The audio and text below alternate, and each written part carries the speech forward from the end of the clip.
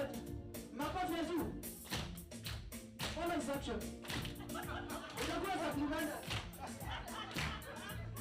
Makofi ya kando hapa. Kando. Kando hivi.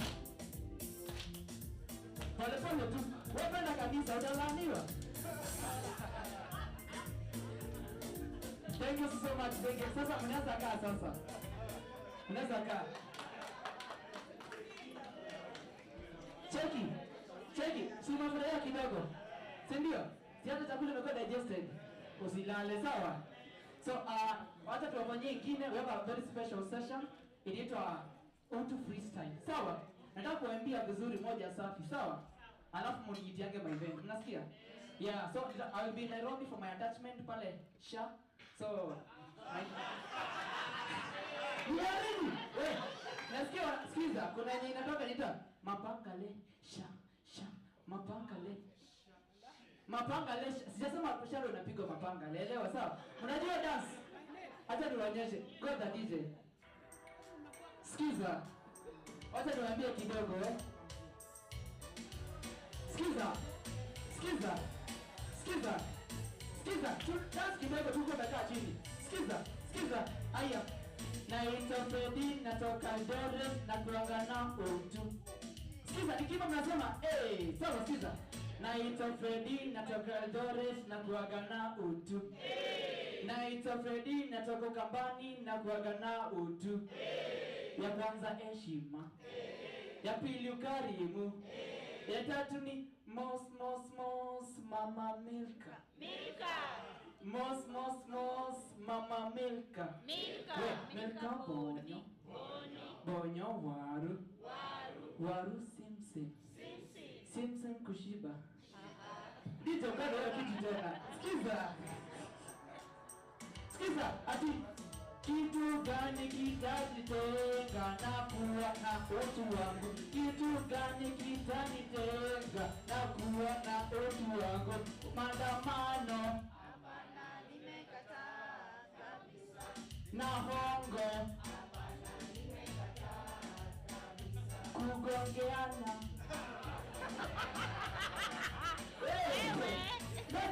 Nenda shika. Watu wa Manchester United goda.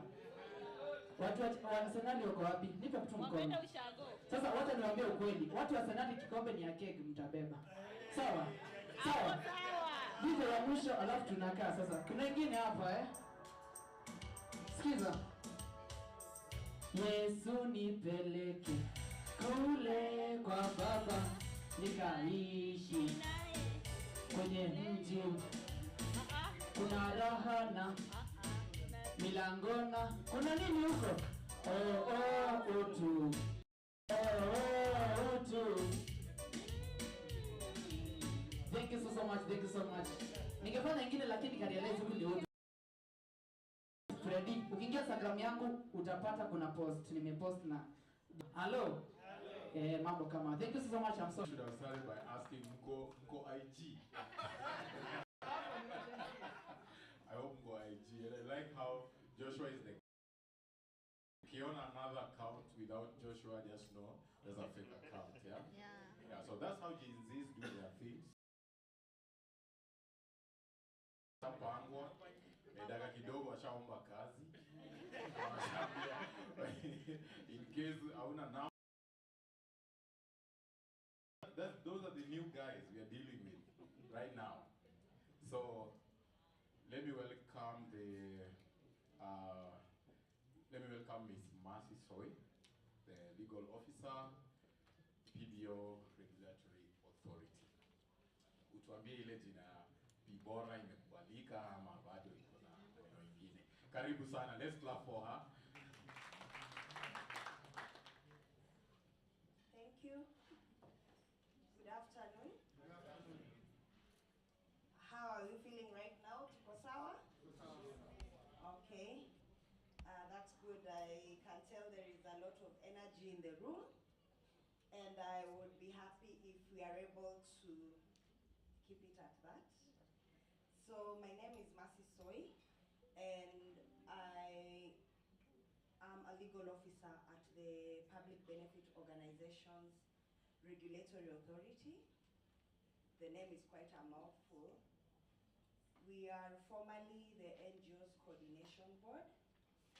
And just to put it in context is that prior to the operationalization of the PBO Act, we were referred to the NGOs Coordination Board by virtue of the NGOs Act of 1990, which was revised in the year 2012.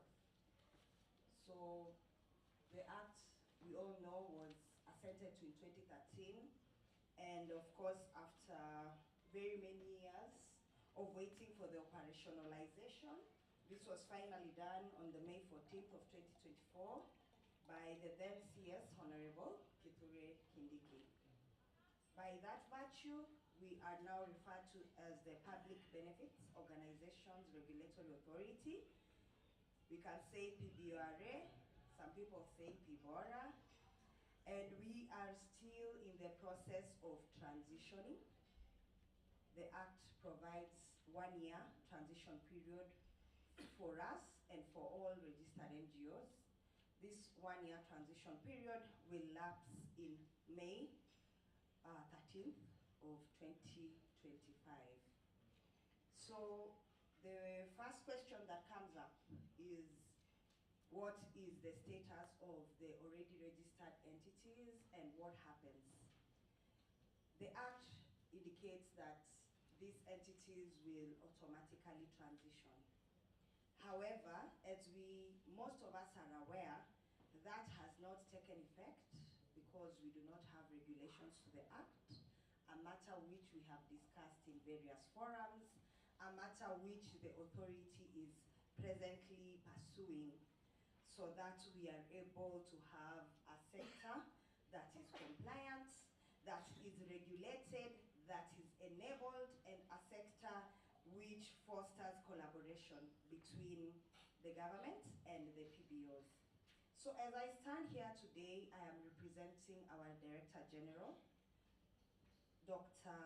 Peter Laxmana Kipto, and with me here is a speech that he intended to deliver, and due to other official circumstances, he was not able to be here.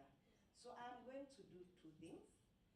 First is to read his remarks for this symposium, and then secondly, I am going to give my very own remarks. To that point, I will begin as follows. Our chief guests, leaders of civil society organizations present, distinguished delegates, all protocols observed, ladies and gentlemen, good afternoon. It is a great honor for me to be here with you this afternoon to discuss issues about the civil society organization sector and specifically on PBO values and code of conduct. When I received this invitation for this symposium, which included the topic I was asked to speak about, I thought about making brief remarks with a view of generating a debate about PBO values and code of conduct, instead of giving an expert view about the subject. Ladies and gentlemen, we are all surrounded by values. We live in a society of values. Values drive our agenda every day. We are engaged in what we do every day because of the value we attach to them. As a matter of fact,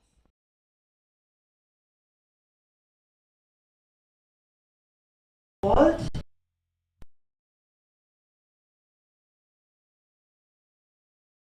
is the segment of our society that is mostly driven by values, ethos, code of conduct.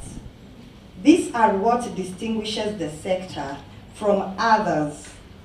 Profit is never in the CSO equation unless it is meant to further the charitable purpose for which it is established.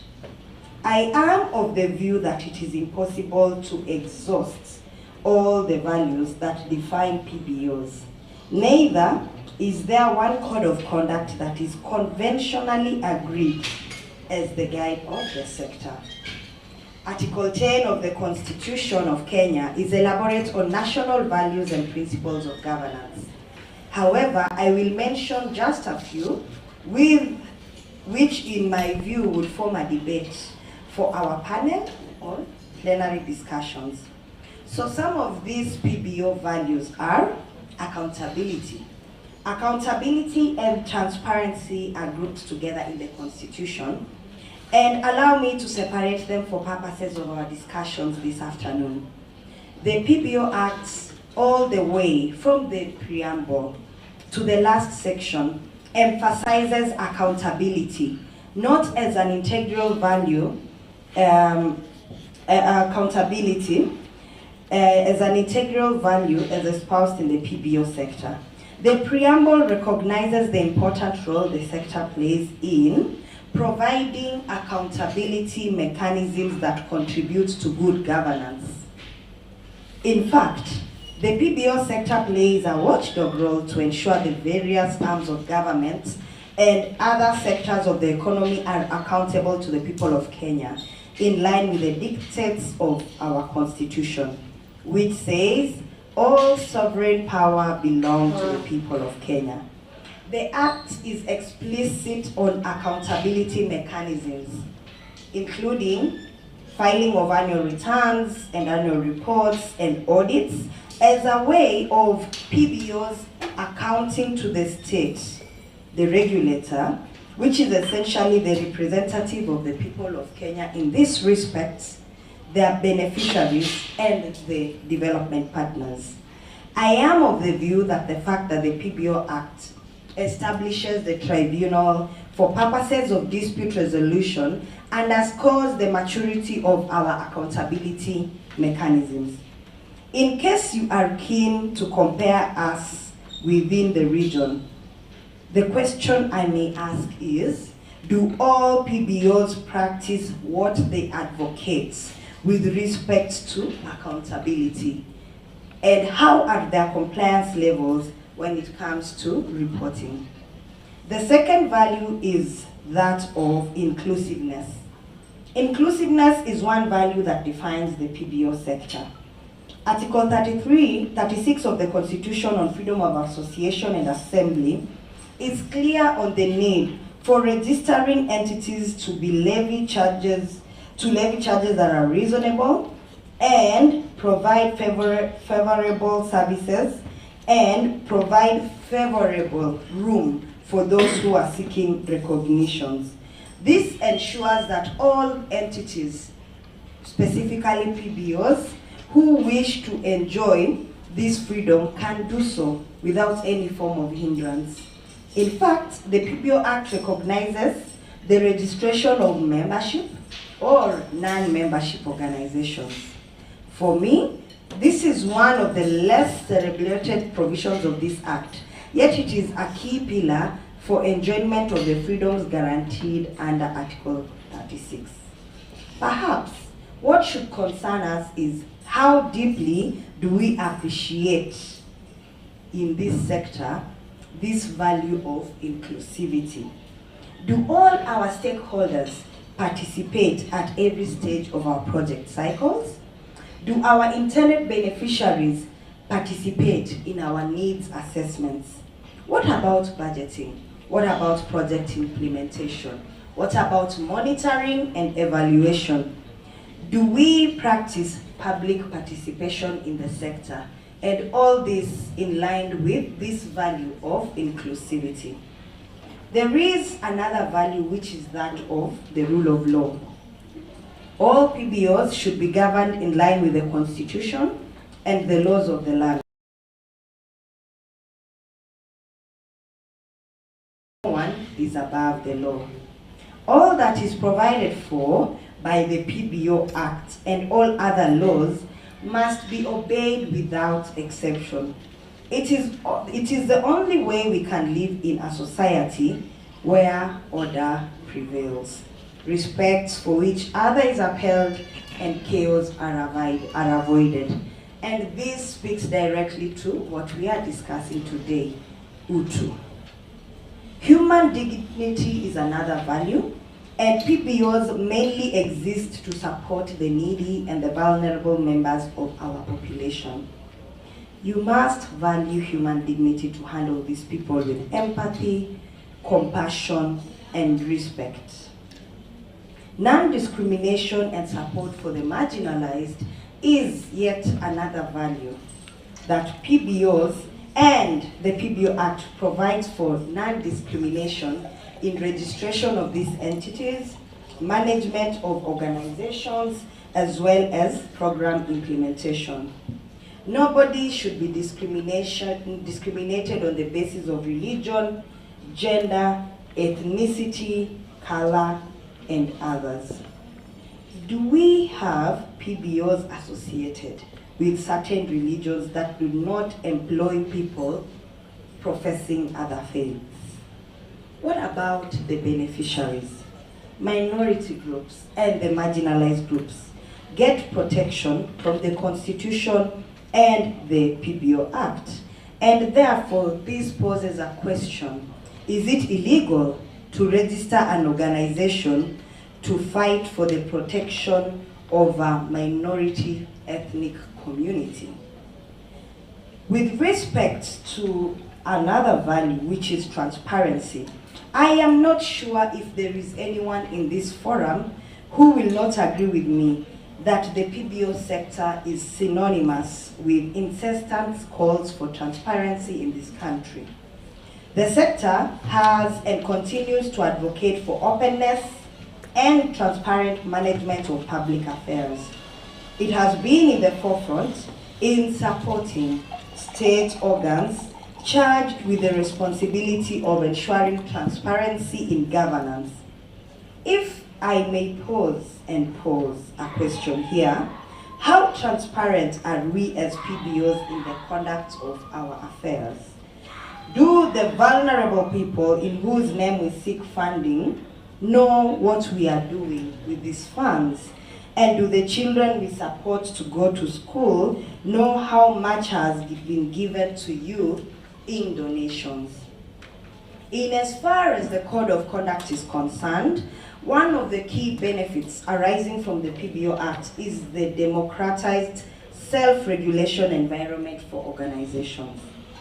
This is because it provides for a federation of PBO and self-regulatory forums for various sectors and networks. We at the authority expect the various self-regulation platforms to develop their own codes of conduct that they will subscribe to. I challenge you to rise to the occasion and self-regulate in a manner that is organized so that we do not witness what we have been experiencing before, where wrangles, disputes, and factions have defined the then NGO Council. Allow me to end there and add the panelists and the plenary who will be coming in to take up the debate from there. I thank you and God bless you. So thank you for that. That was the speech from our Director General. And in light of that, I will just make a few comments as well. And this one is with respect to the Code of Conduct for PBOs. And definitely, when we talk of the Code of Conduct, there is the aspect of values that we want to uphold in our entities. I would like to ask a few questions in this regard. And these questions are for you to look at what are these values that as a specific organization you would like to uphold. The reason being, with the aspect of self-regulation having been defined in the PBO Act. With self-regulation, what happens is that many PBOs form forums. They come together and form these forums based on either who their beneficiaries are, probably they have similar beneficiaries, who they are in the sectors in which they operate in, the regions within which they operate in, or in any manner which they deem fit. because it is at this particular provision of the Act that the freedom of association is greatly espoused on. So once we are able to identify the forums that we are in, these forums must do one thing first: have a recognition agreement with the PBORA. In this recognition agreement, what will be outlined is the leadership of the forum and the values and the code of ethics for this forum. It is very key that we get it right from that point. And to just step back a little bit, even the very entities that seek registration or that are already registered must operate within a set of rules, must operate with adherence to their code of conduct. Some of these codes of conduct, as provided for in section 27 of the Act on ethical principles and aspirations, are promotion of social justice to ensure balanced economic development. So we would like for you to sit back and analyze yourselves whether this is a value that is of interest, of importance to the PBO.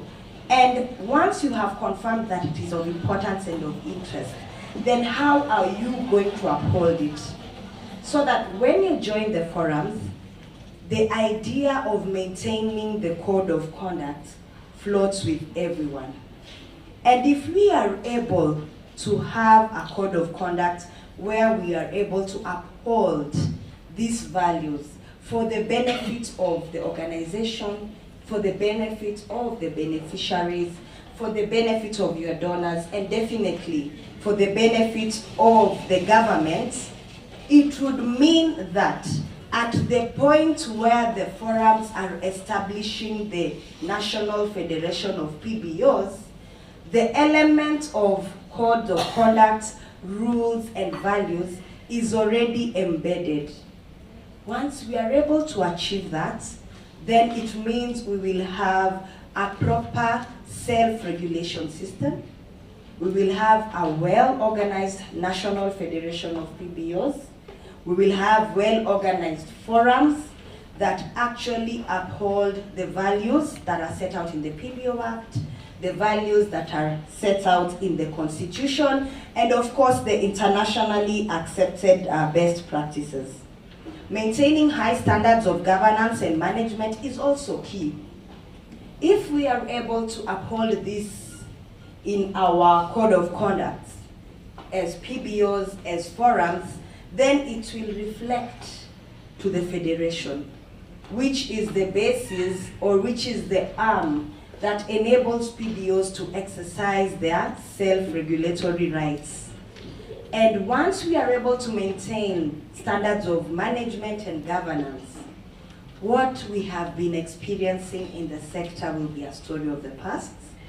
We would have an organized federation, which is very clear in terms of the leadership, very clear in terms of the tenures, very clear in terms of the mandate, and very clear, of course, in terms of what is the relationship of the federation with other PBOs and the PBO regulatory authority. Allow me to stop there. Thank you very much for listening to me. And in conclusion, I agree with the theme for today, which is Utu ni Kitendo. And at the PBORA, we have been able to uphold this.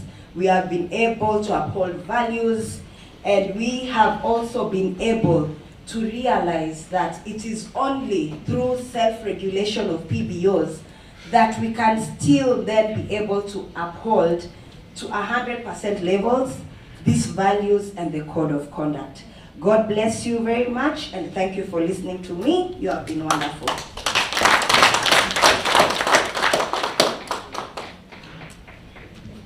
Thank you so much, Mercy. Let's be upstanding kidogo. Let's be upstanding. Where is our DJ? Call DJ, fanya ile isikuti thing again. Yeah, let's be upstanding kidogo. Let us chant food, you know. Yeah. DJ, you ready? Yes. Please, if your neighbor is not shaking, atakuibia.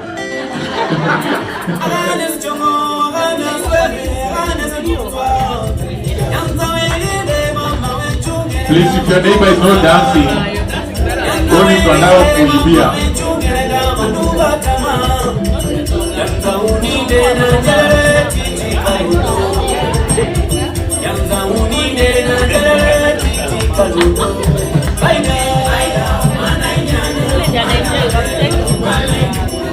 If you have a secret move, you can showcase it.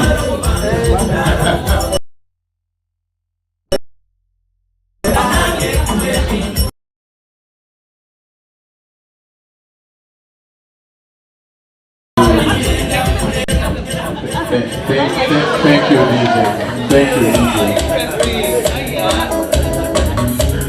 you, DJ. Thank you, DJ. Tutapanda di bonde la ufa. Their music starts with a lot of speed, you know. Starts with a climax. Yeah. So we want to go to the panel session. This panel will be guided or moderated by John Owegi. Mr. John Owegi, if you're there. So your plenary here, your panelists here include Caroline Nyambura. All right. Then we have Dr. Kawive Wambua. Replaced by? All right. Yeah, you're welcome on stage. And then lastly, we have Sheila Masinde. Let's clap for them as they come on stage.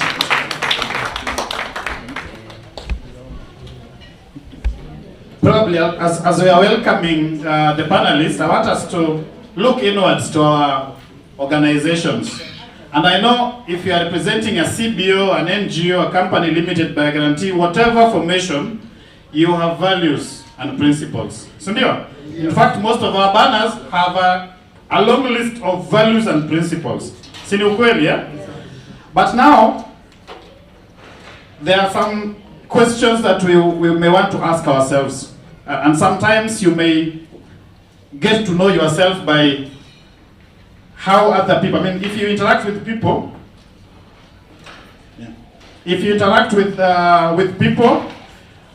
they can actually tell you how they view you. During lunchtime, I was telling Joshua that we live in a country where if you are honest, people get surprised. And of course, the discussion started when the lady that was supplying drinks came to our table and asked, so what will you take? And I told her, mimi nishapata yangu. Akasema, oh, so you are honest. And she was surprised. And I think I also told Joshua that in one of the occasions, Sheila, who is one of our panelists here, gave me a call and told, Ogegi, you wired some money in my M-Pesa. That is the organization. We had a summit. And so we were paying some of our moderators. But you know, because Transparency International also put in money in the summit, I can't benefit from money. So kindly give me your account number. That's the account number for the organization, so that I can wire back. And you can see, wow, it's what we're supposed to be doing, but if we do it, we get surprised. Sindio? Wow, that will rudisha pesa. Yeah, you know, very simple things. If you do them, of course the society, and probably Joshua, the role of the church and the role of the and the role of the mosque should also be part of this conversation. We are told from Sunday school, from how do we call the one for Muslims? Yeah, madrasa. What we are not supposed to do.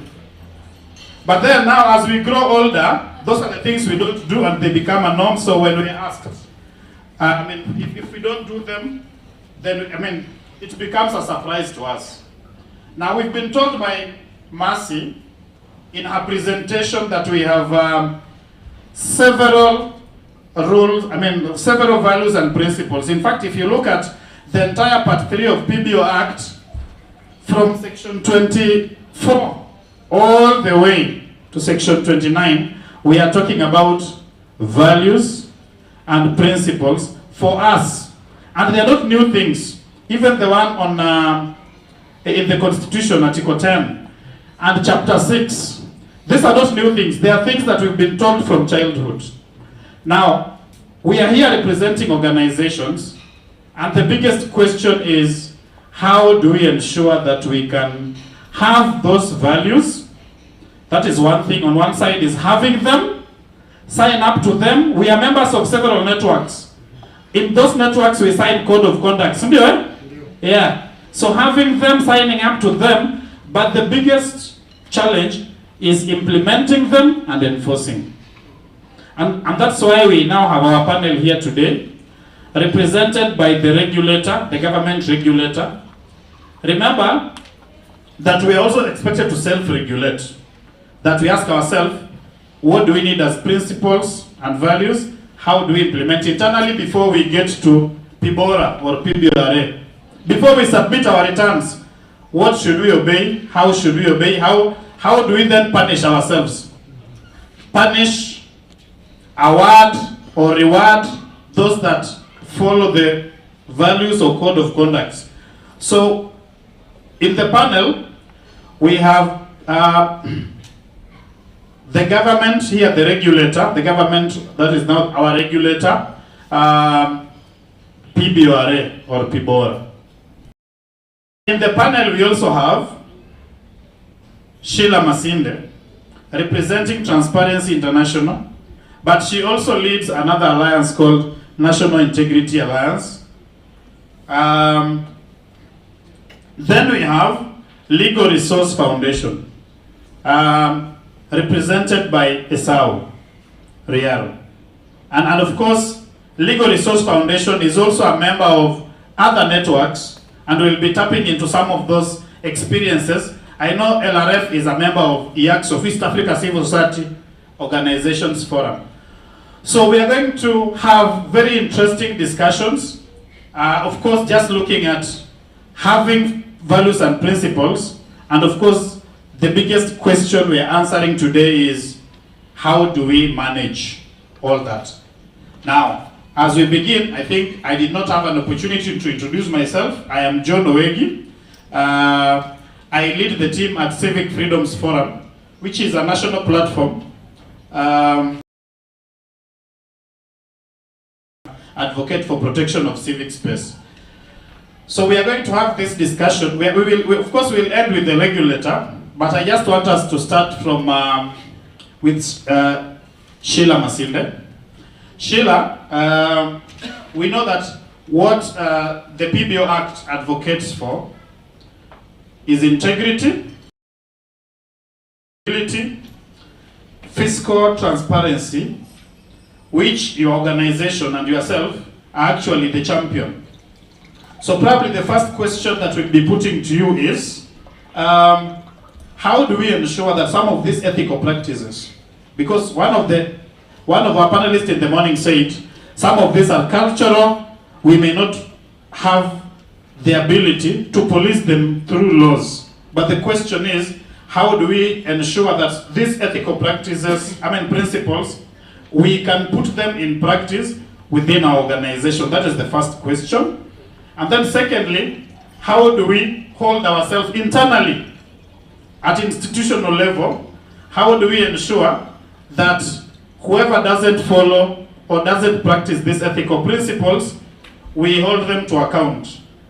But also, even within our networks, or even within our peers, how do you ensure that LRF, if the executive director has done something, that you believe this is your peer, and he has done something that is contrary to our universal values and principles? How do we hold them to account within ourselves? So I'll give you an opportunity. I've been told that the entire panel, we have 30 minutes, so kindly let's keep them shorter. So we'll have your presentation and then finally we'll also have parting shots. But first, let's begin with you. You have a maximum of 8 minutes.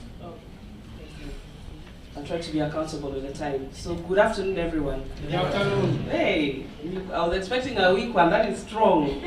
Strong. Thank you very much for the energy.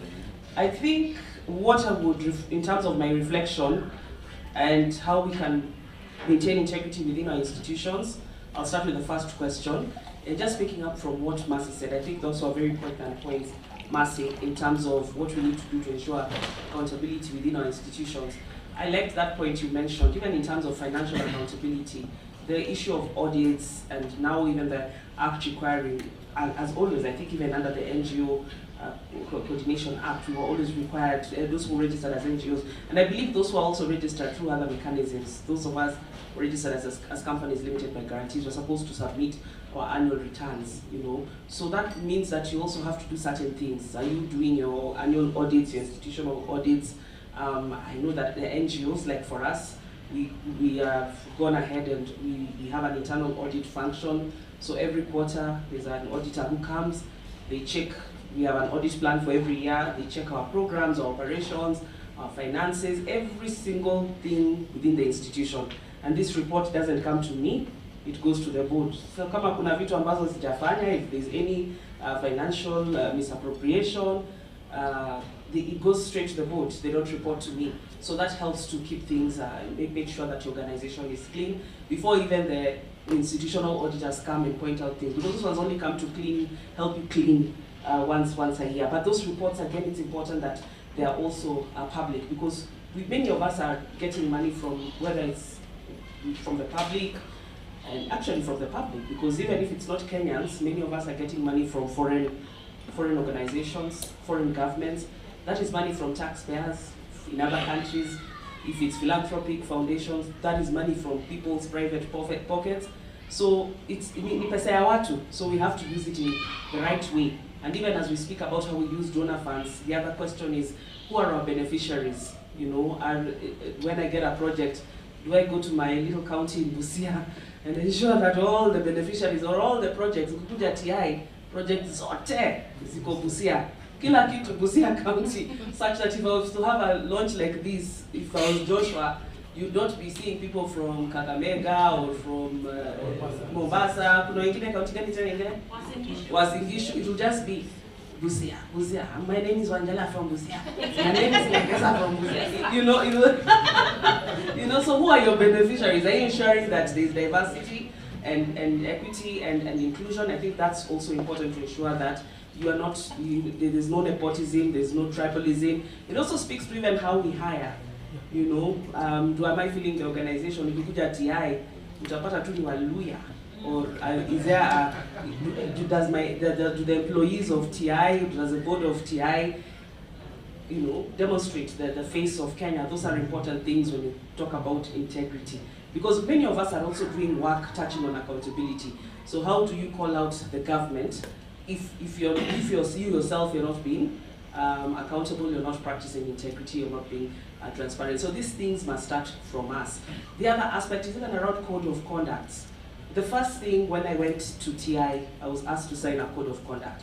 When I signed, even before I signed a contract, I was asked to sign a code of conduct which articulates the kind of conduct, behavior, the behavior I should portray, and that's just that personal commitment that I will not do certain things. And that is why even when John is telling me that story of accepting gifts or payments, if I get a payment from Creco, I will go to TI and declare that on this and this date, I attended a meeting, it was a Tamarind, they gave me 2,000 for transport, so I will not claim transport money from TI. If I take money from any organization, I have to go and disclose it to my human resource person and my finance to say, I received this money, I used it for my transport.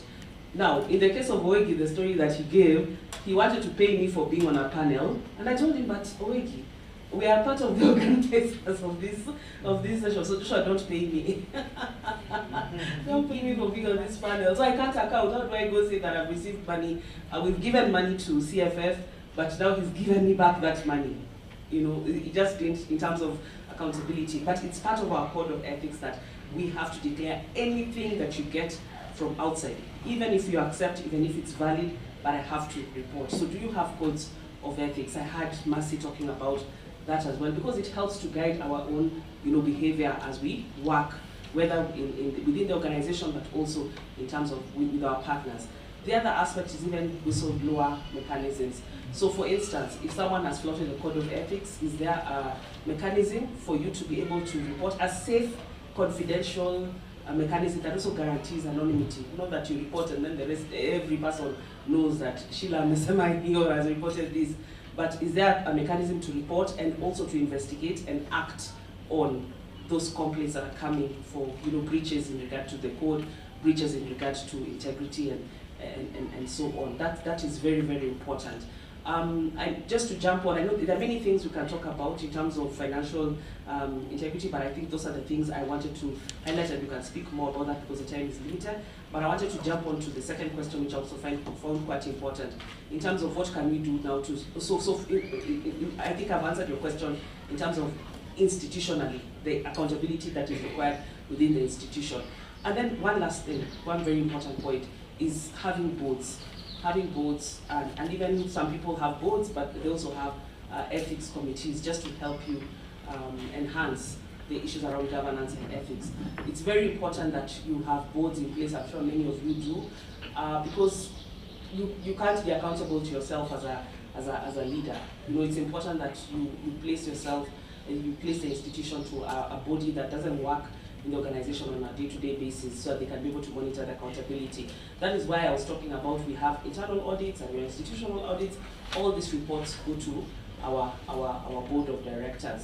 That's very important. And they can have committees such as the committees on ethics, governance, which are able to enforce and go into details in terms of putting in place certain ethical mechanisms and so on. The second question in regard to peer-to-peer accountability, I think it's a very important question. Mercy talked about even establishing forums where people can be organizational to each other. I think it's very important, especially in the spirit of the self-regulation. Remember that at some point we used to have something called Viwango. I don't know if that's still in existence. Yeah. In terms of even helping people, just check. You have certain codes or certain principles as non-governmental organizations. Maybe just celebrating those that are felt to be operating above bar. And I think that's an important approach in terms of having mechanisms which, in a sense, they help in terms of accreditation, in terms of just confirming that yes, you are in line in terms of the principles.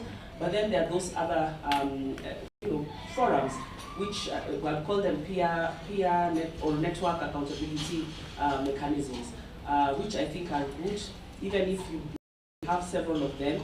And sometimes I look at some of our coalitions, the coalitions in which we operate, and those can also offer an opportunity for us to be accountable from a peer-to-peer, in terms of if we are in a network together, for instance, trying to think like we're together with Owegi runs CFF, we are members of CFF. In that CFF, within CFF, can we, for instance, if one or two of us something we're not doing right, or we've been accused or we are suspected of certain breaches, are we able to call out, some of these, or speak to some of these members even as before things go bad? I've seen that before. I know we've had that before, where you have concerns about, this organization or this individual, this leader is not going in the right direction. Can we summon him, have, talk to him, kama wazee, to mnyoroshe kidogo and things like that? Yeah, they've happened before, and I think these forums are good. In some of these networks, we also sign code of conduct, code of ethics, code of conduct, binding us as institutions, that as we are working together in a certain coalition or a network, these are the principles or values that bind us. I think this is also very important, so that we can then use this as a mechanism to hold institutions, individuals in these institutions to account. Yeah, I think I'll stop there, Wiki, and then maybe contributors will go ahead so that the others have a chance to speak. Thank you so much. And I know when Sheila alikuwa nasema we need to have boards, actually she meant boards that can oversee you. not boards that we can control, right? I know some of us have boards that we control as the EDs, so we bulldoze. So I think that is not what she was referring to. Thank you so much, Sheila. Banaisau, LRF has been a part of the sector for quite some time now. I know that, and I had already mentioned, LRF is a member of, let's say, some networks, including IACSOF. Some of these networks, of course, have code of conduct, and I think Sheila has already alluded to the same. One of the biggest challenge is not signing code of conduct. One of the biggest challenge is enforcing code of conduct. And of course, Sheila has mentioned that in some of the networks we have code of conduct, we sign them, but the biggest challenge is implementation and holding ourselves to account. But that is one side to it. The other question, which Sheila and I had Joshua echoing, the issue around awards and rewarding good practices. And of course, you've been part of the sector for quite some time. So I will just put two questions on the table for you. How do we punish? And I'm using the word punish intentionally. How do we punish our peers or members of our networks, our colleagues who have gone ahead and violated these codes of conduct? Because we have a very big problem there. When Masisoi was making a presentation about the former NGO Council, which, and you know, the NGO Council was supposed to be the father of self-regulation. Yeah. We had an entire code of conduct of 1995. Currently, we are supposed to have a federation. So I think this conversation is supposed to help us migrate into a regime that we can enforce.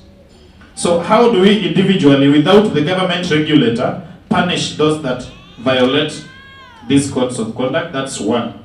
But then secondly, how do we reward? How do we reward good practices? First, internally, and secondly, amongst our peers. If we are in networks, how do we usually reward? And I think this is not something new. And of course, you can just trigger some of the discussions by just highlighting some of what we're already doing in terms of reward. So those for you, again, 8 minutes. Thank you. Yeah, thank you so much for those questions that I wanted 10 minutes, but I'll do it 8. Yeah, thank you so much. Good afternoon, everybody. Good afternoon. Yeah, so my understanding of the question that the two questions is how do we use the carrot and stick approach? Actually, that's how I've broken up the question. How do we use the carrot? How do we use the stick? So starting for the first question, how do we punish those that violate the code of conduct? So I was sitting preparing for this conversation. I looked at section 24, and it talks about, it provides for self-regulation, and I think for me this is one of the most important pieces of that found itself in the new act. It was there in the NGO Coordination Act of 1990, and I'm glad that we maintained it, self-regulations. Then it also talks about code of conduct, those that join the conduct, and the conduct will be binding to the members, so that's quite good. Section 23 also talks about voluntary nature, that those who join the forums will join voluntarily, which means that they can freely join and also leave. And the code of conduct then also must reflect the national laws, and has also been said. So I just wanted to, that would be my building to the recommendations that I wanted to provide. So the first recommendation for myself would be, in developing the conduct, one, we need to involve the members. Because if we involve the members in development of the conduct, then chances are very high that they'll be involved, they'll understand it from the word go, and it will reflect the values that they aspire for. So let's ensure that members are involved in the development of the code of conduct that we want them to keep. In addition to that, we should not stop. We should ensure that members are sensitized of the code of conduct. We sensitize members, we train them of this conduct, and we disseminate them. Because Sheila talked earlier on the issue of the boards. If we disseminate these things, will ensure that the boards, when they're hiring a CEO, the code of conduct is part and parcel of the materials that they use to evaluate the CEO. So I think that's very important that we disseminate the code of conduct. If you may recall, the NGO Council, as you talked already, also used to have the code of conduct. It was published. I think I should be having a copy at home. It was very much there, portable, published. You knew what it entails. So that's very, very important that we do that. Secondly, I think we should focus much more on prevention. Rather than thinking of rewarding, punishing members when they violate, we should focus much more on prevention. When you talk about prevention, we should see how we can strengthen the boards of the respective organizations. In other words, let's not overwhelm the forums in disciplining their members, but we focus much more on prevention and ensure that the first level are the boards of the respective institutions. They'll take care of the CEO if the CEO is irritant or if the CEO is breaking the violations. I think for me that should be the first point. And we focus much more on prevention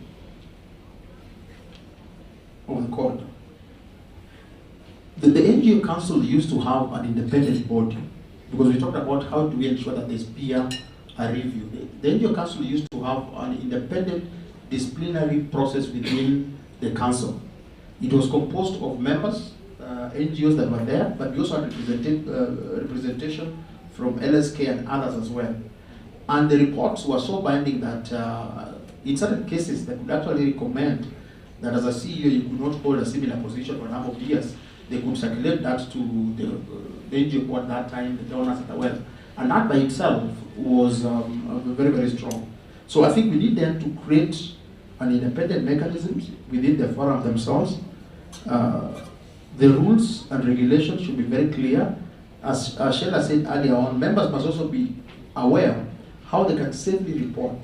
We create reporting mechanisms and dispute resolutions as well. I talked earlier about the voluntary nature of joining the forums. I think for me that then ensures that we ensure that the forums are also attractive to the members because it's voluntary. Members can join, they can leave. The benefits must outweigh the punishment. We join, for instance, at LRF, we are members of various forums, even the NCJ Council. I think the add prestige is like a badge of honor for the institutions. So the forums must also come like a badge of honor for the institution. So much that the benefits that you have for your membership is what will make members want to stay and play by the rules. Because if I know that the forum that I belong to, for instance, are addressing some of the needs that we have as an organization, helping us in terms of training, bringing donors, like for instance, we are here today, we've met government, we've met donors and all those kind of things. That kind of reward will also ensure that organizations that belong to these members, to the forum, also work towards playing by the rules that are there in place.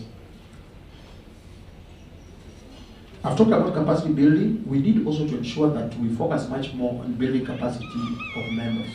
Because some of the violations I saw, like in the old times in the NGO Council, some of the violations could be reporting in nature. Some organizations might not even have the capacity to develop the reports. So let's focus on the capacity so that the organizations have functional boards, they have capacities, for instance, to report within time, so that when these issues are reported to us, we can deal with them. In other words, we focus so much on prevention rather than waiting for members to violate, then we punish them. The other issue is we also need to look at the risk compliance.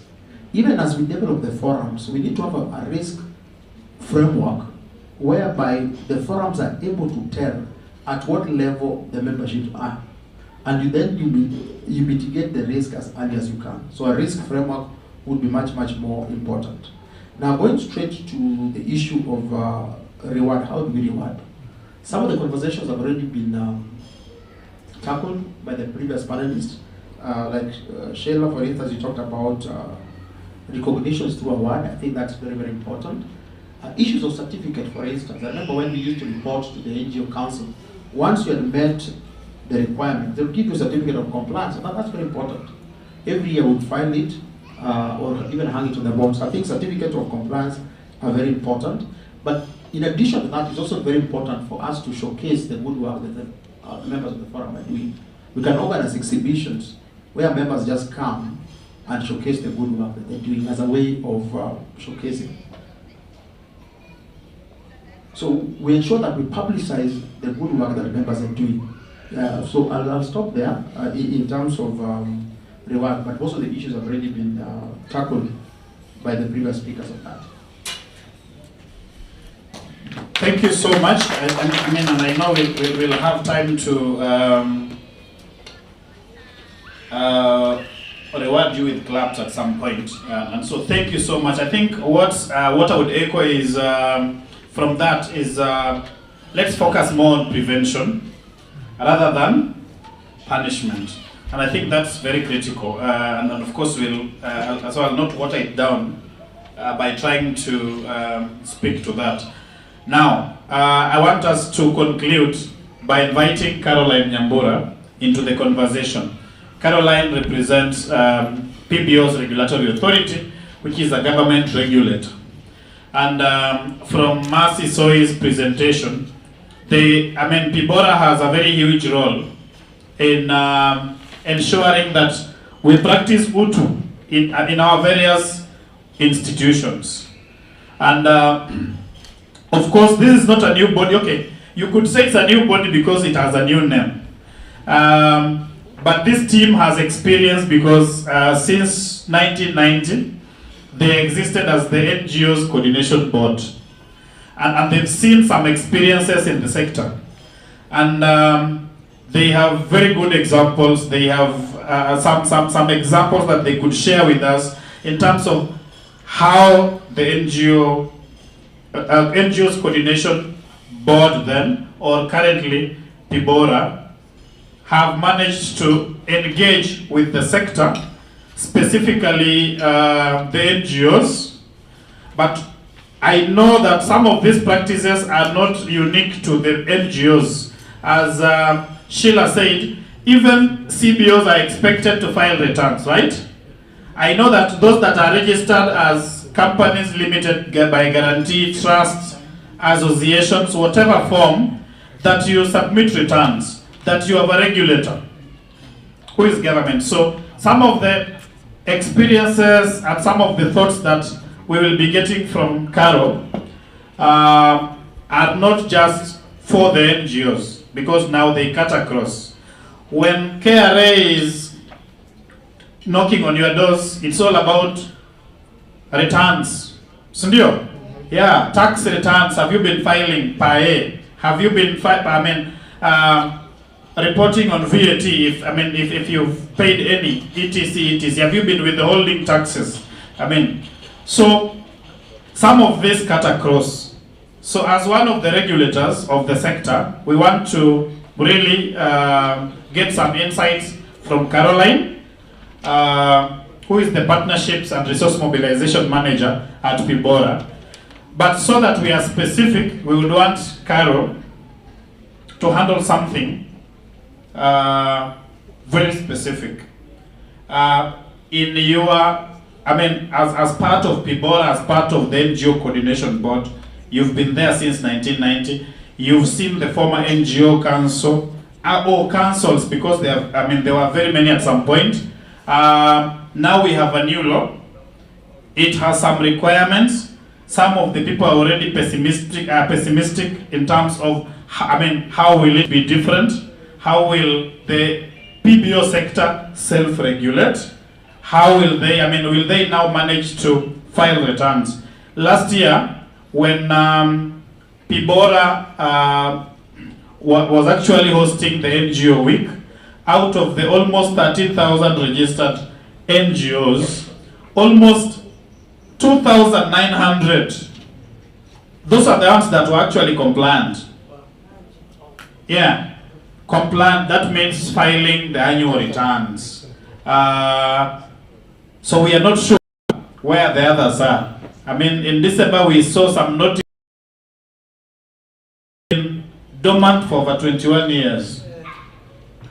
And of course they are in the record. How is the landscape? What is PBORA going to do, or what? Based on your experiences from the past regime, what role are you going to play to ensure compliance, to ensure that we do not have a repeat of over 10,000 not, either dormant or not filing returns. So, and I know you have a very big role to play. So, again, in a maximum of 8 minutes, you can also briefly introduce yourself, but in a maximum of 8 minutes, tell us your role in ensuring that we practice UTU, and probably in this regime we do it better. Thank you. Thank you, Owegi. I think you've already introduced me. I'm Caroline Nyambura. I work with the Public Benefit Organizations Regulatory Authority, and I coordinate matters partnership and resource mobilization. Before I joined the authority, my past life I was on that other side where you're sitting. So a lot of my time has been spent in civil society, and I think that has also helped me in terms of appreciating the role of the authority. And I joined when it was the NGOs Coordination Board. So sometimes I feel privileged because I'm able to pick lessons and experiences from both sides. Of course, when I was on the other side, then I was speaking the language on the other side. But now that I'm on this other side, which is usually a very hot seat, then I see things a bit differently. So thank you, Owegi, for providing that context. And I think for us as an authority, we were also really looking forward to and really also working very hard to ensure that then the PBO Act becomes a reality. Because that law also makes our work as a regulator much more easier. It helps us to actually play our role, which is the role of being an enabler and not really being the authority. And I'm saying that loosely. Because then when we were the NGOs Coordination Board, then there was this perception that, you know, you're just there to police the sector on behalf of the government. And the PBO Act is providing a framework and, you know, giving us a new lease of life in terms of having a collaborative approach in terms of working with the sector. Because as the speaker said, we are all working towards, you know, progress for the country. So really it cannot be a game of, you know, us versus them.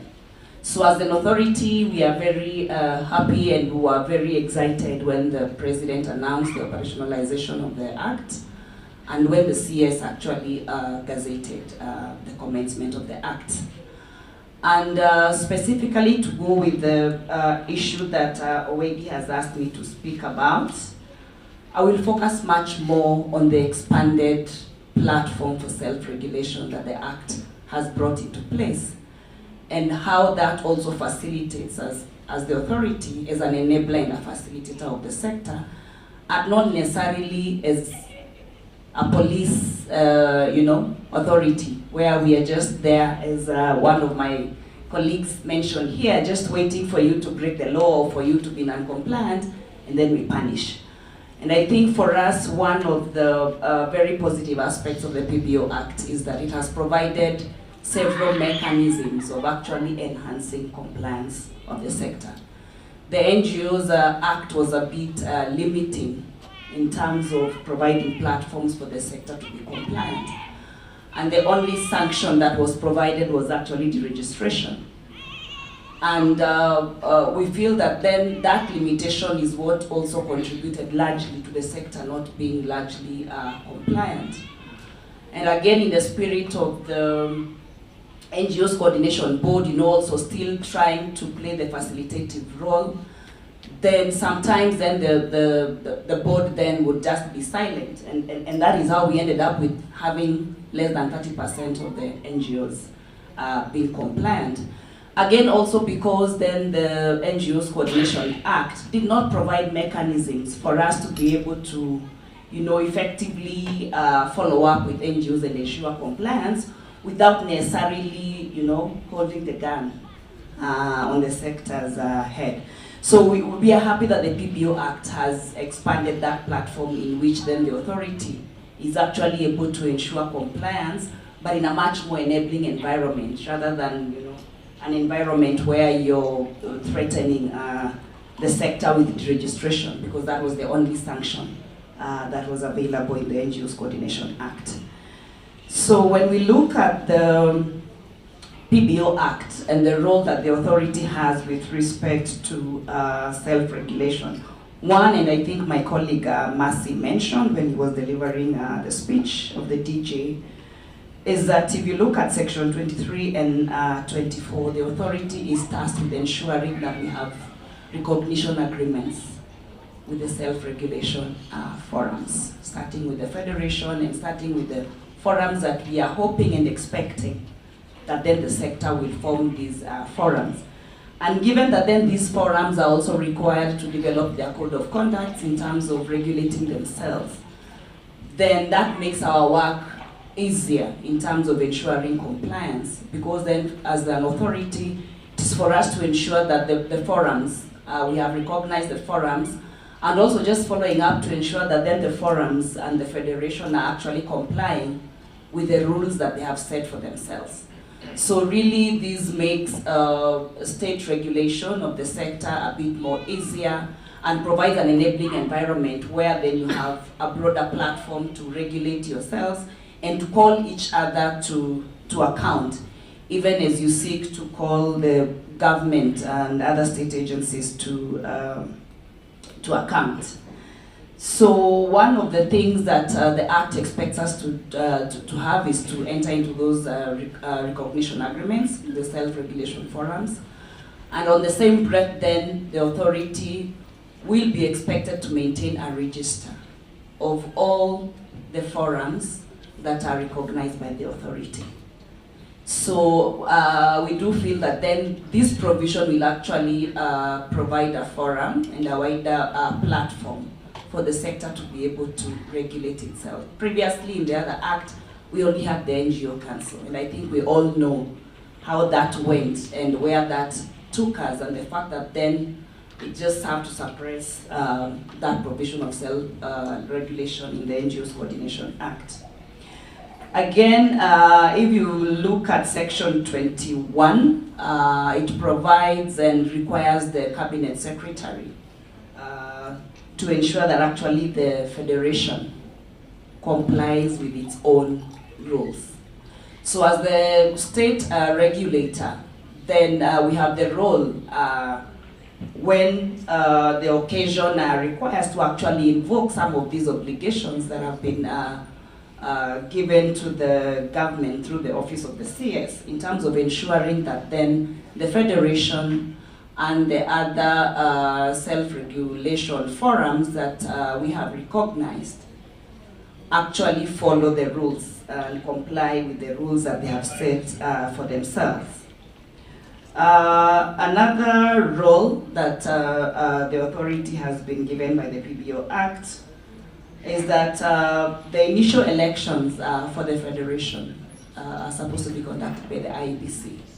So one of the things that we are also looking at, even as we are working towards ensuring that we have regulations that then will operationalize the Act, we are actually also waiting, just as the rest of the country, we are waiting for the IEBC to be fully constituted, so that then we can also be able to play that role of facilitating and working with IEBC to ensure that then we have the initial elections and that we oversee those elections into the federation, so that then we also have a duly constituted federation that then will be able to maximize on the provisions of self-regulation as envisaged in the PBO's Act. Again, the PBO Act is very strong on the issues of consultation, issues of collaboration and partnership between government and civil society.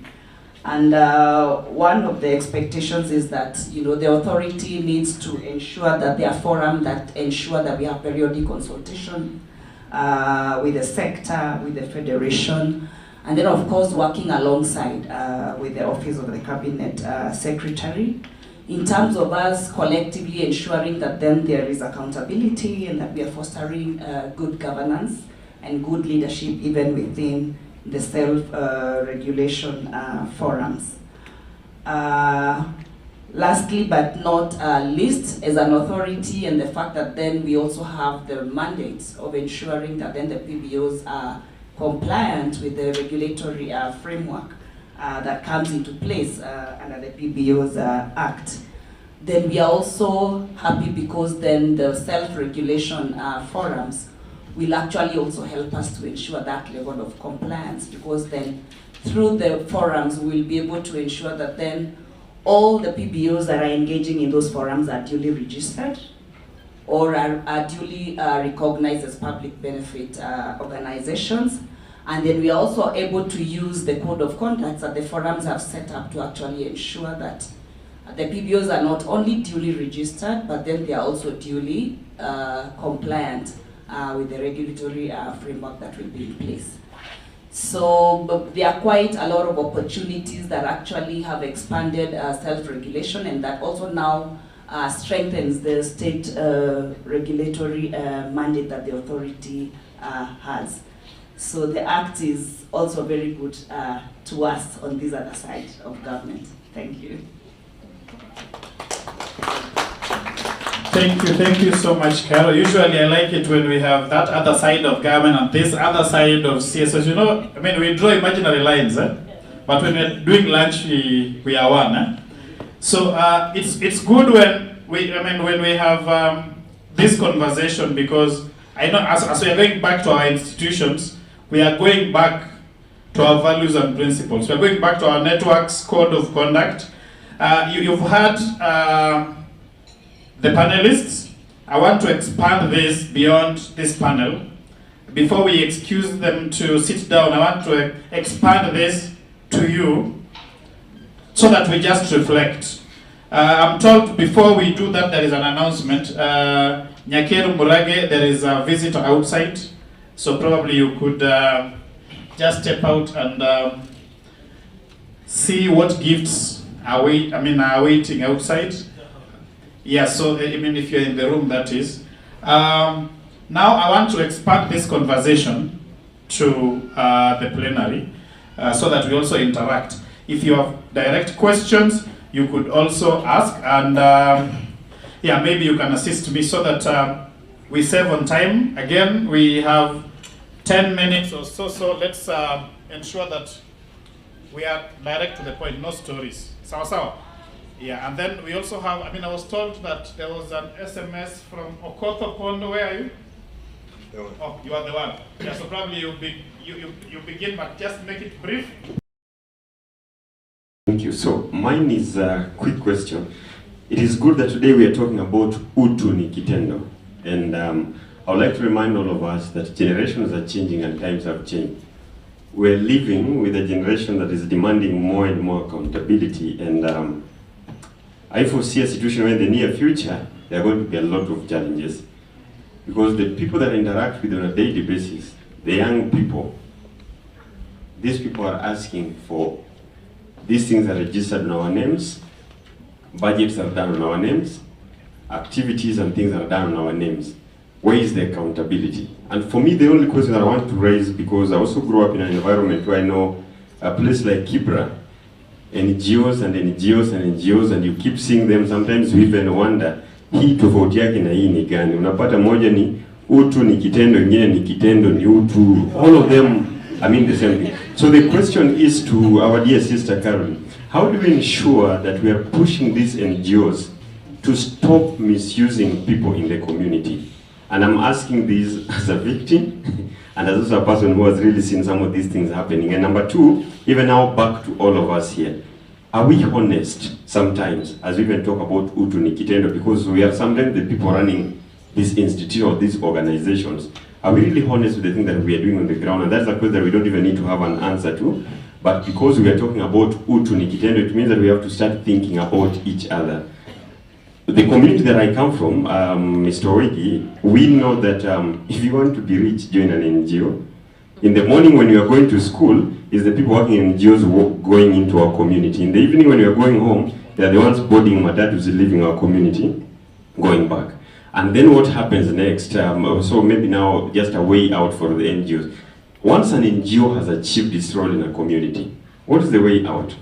Do they keep on creating more problems so that they're the only people who can have the solutions and keep asking for more money? Or is there a time that we can say this NGO has done its part, now it is time to shut it down and let the people go on so that we kill the culture of dependence? Thank you. Thank you.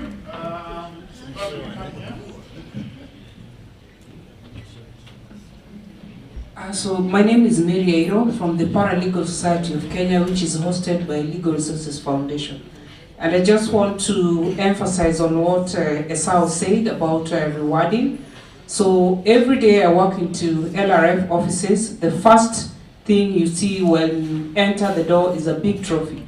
A very beautiful trophy that was given by Crepo then, those days.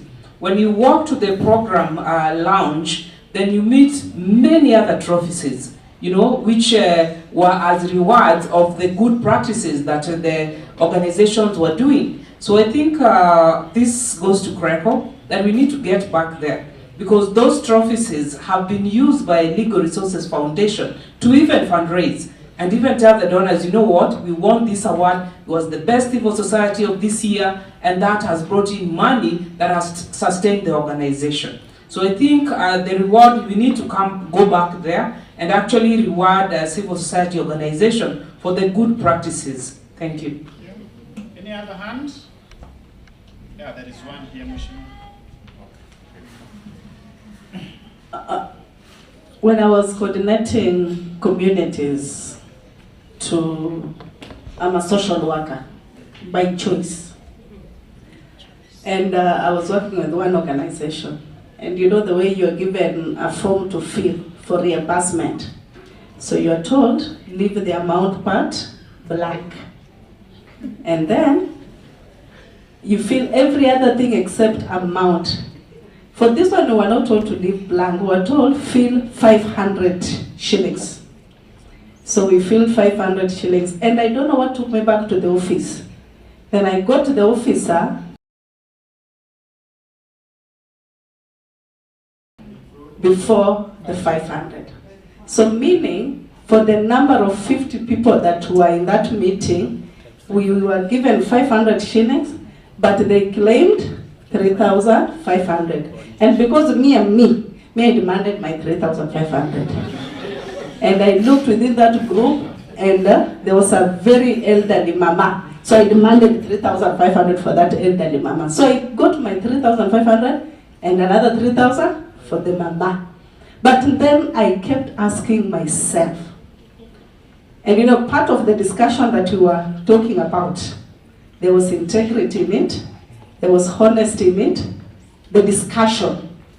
Like you see, the way we have had a very beautiful meeting, and we've spoken about rule of law, accountability, responsibility, and all that.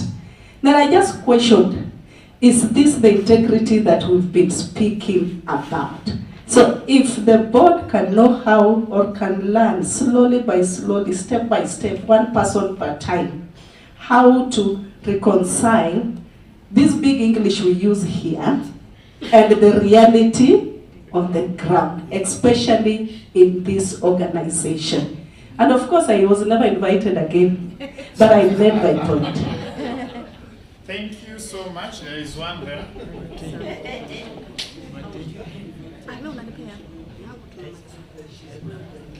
Okay, thank you very much. My name is Abubakar.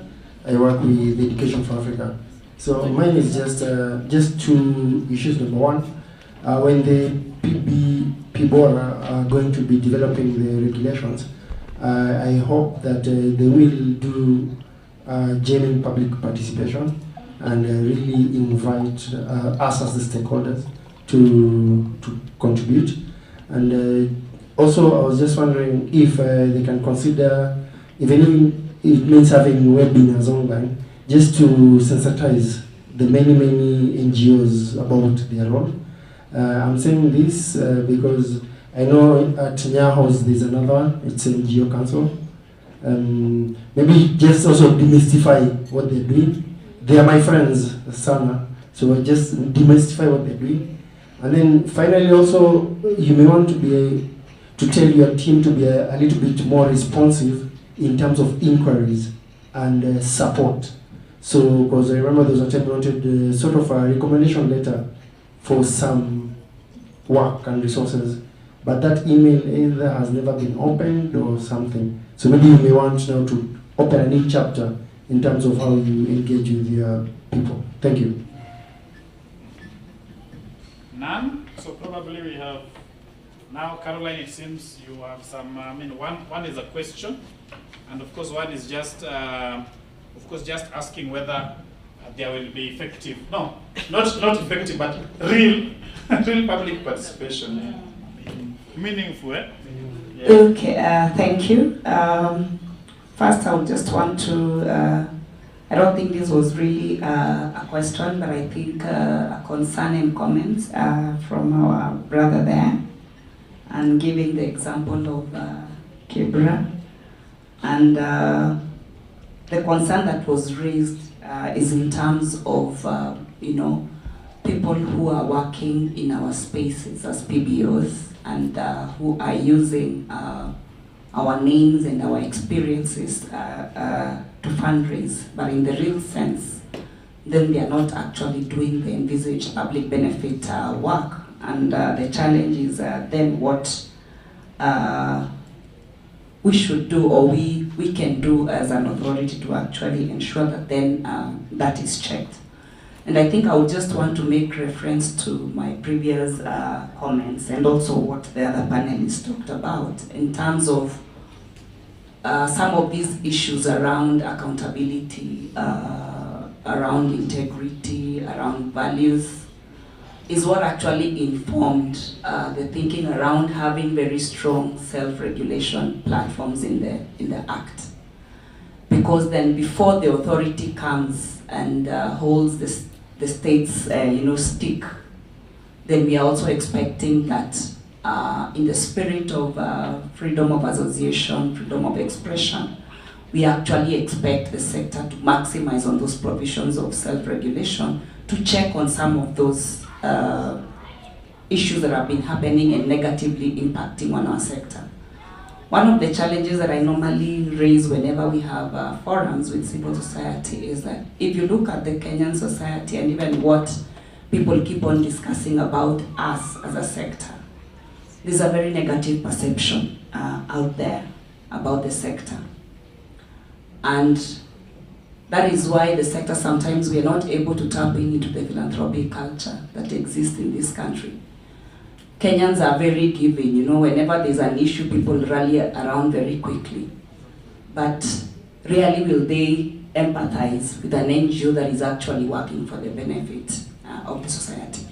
So I think we also need to reflect as a sector in terms of, some of those issues that were mentioned here have really given rise to that negative perception. And sometimes, we are insulted on social media and we are told, we are just doing things for the donors, we are spending money on donors to just live luxurious lives and all that.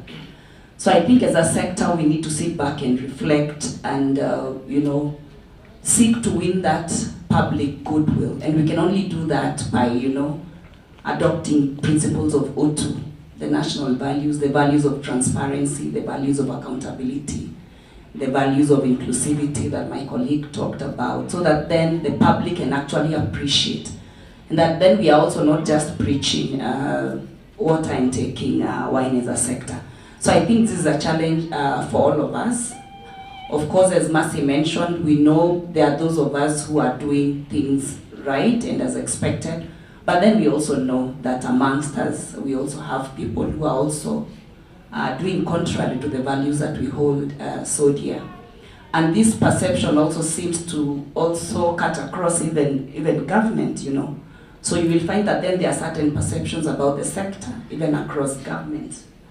And they're like, civil society will always call out government on issues of accountability, on issues of corruption. And then the perception would be the civil society rarely looks at themselves in the mirror.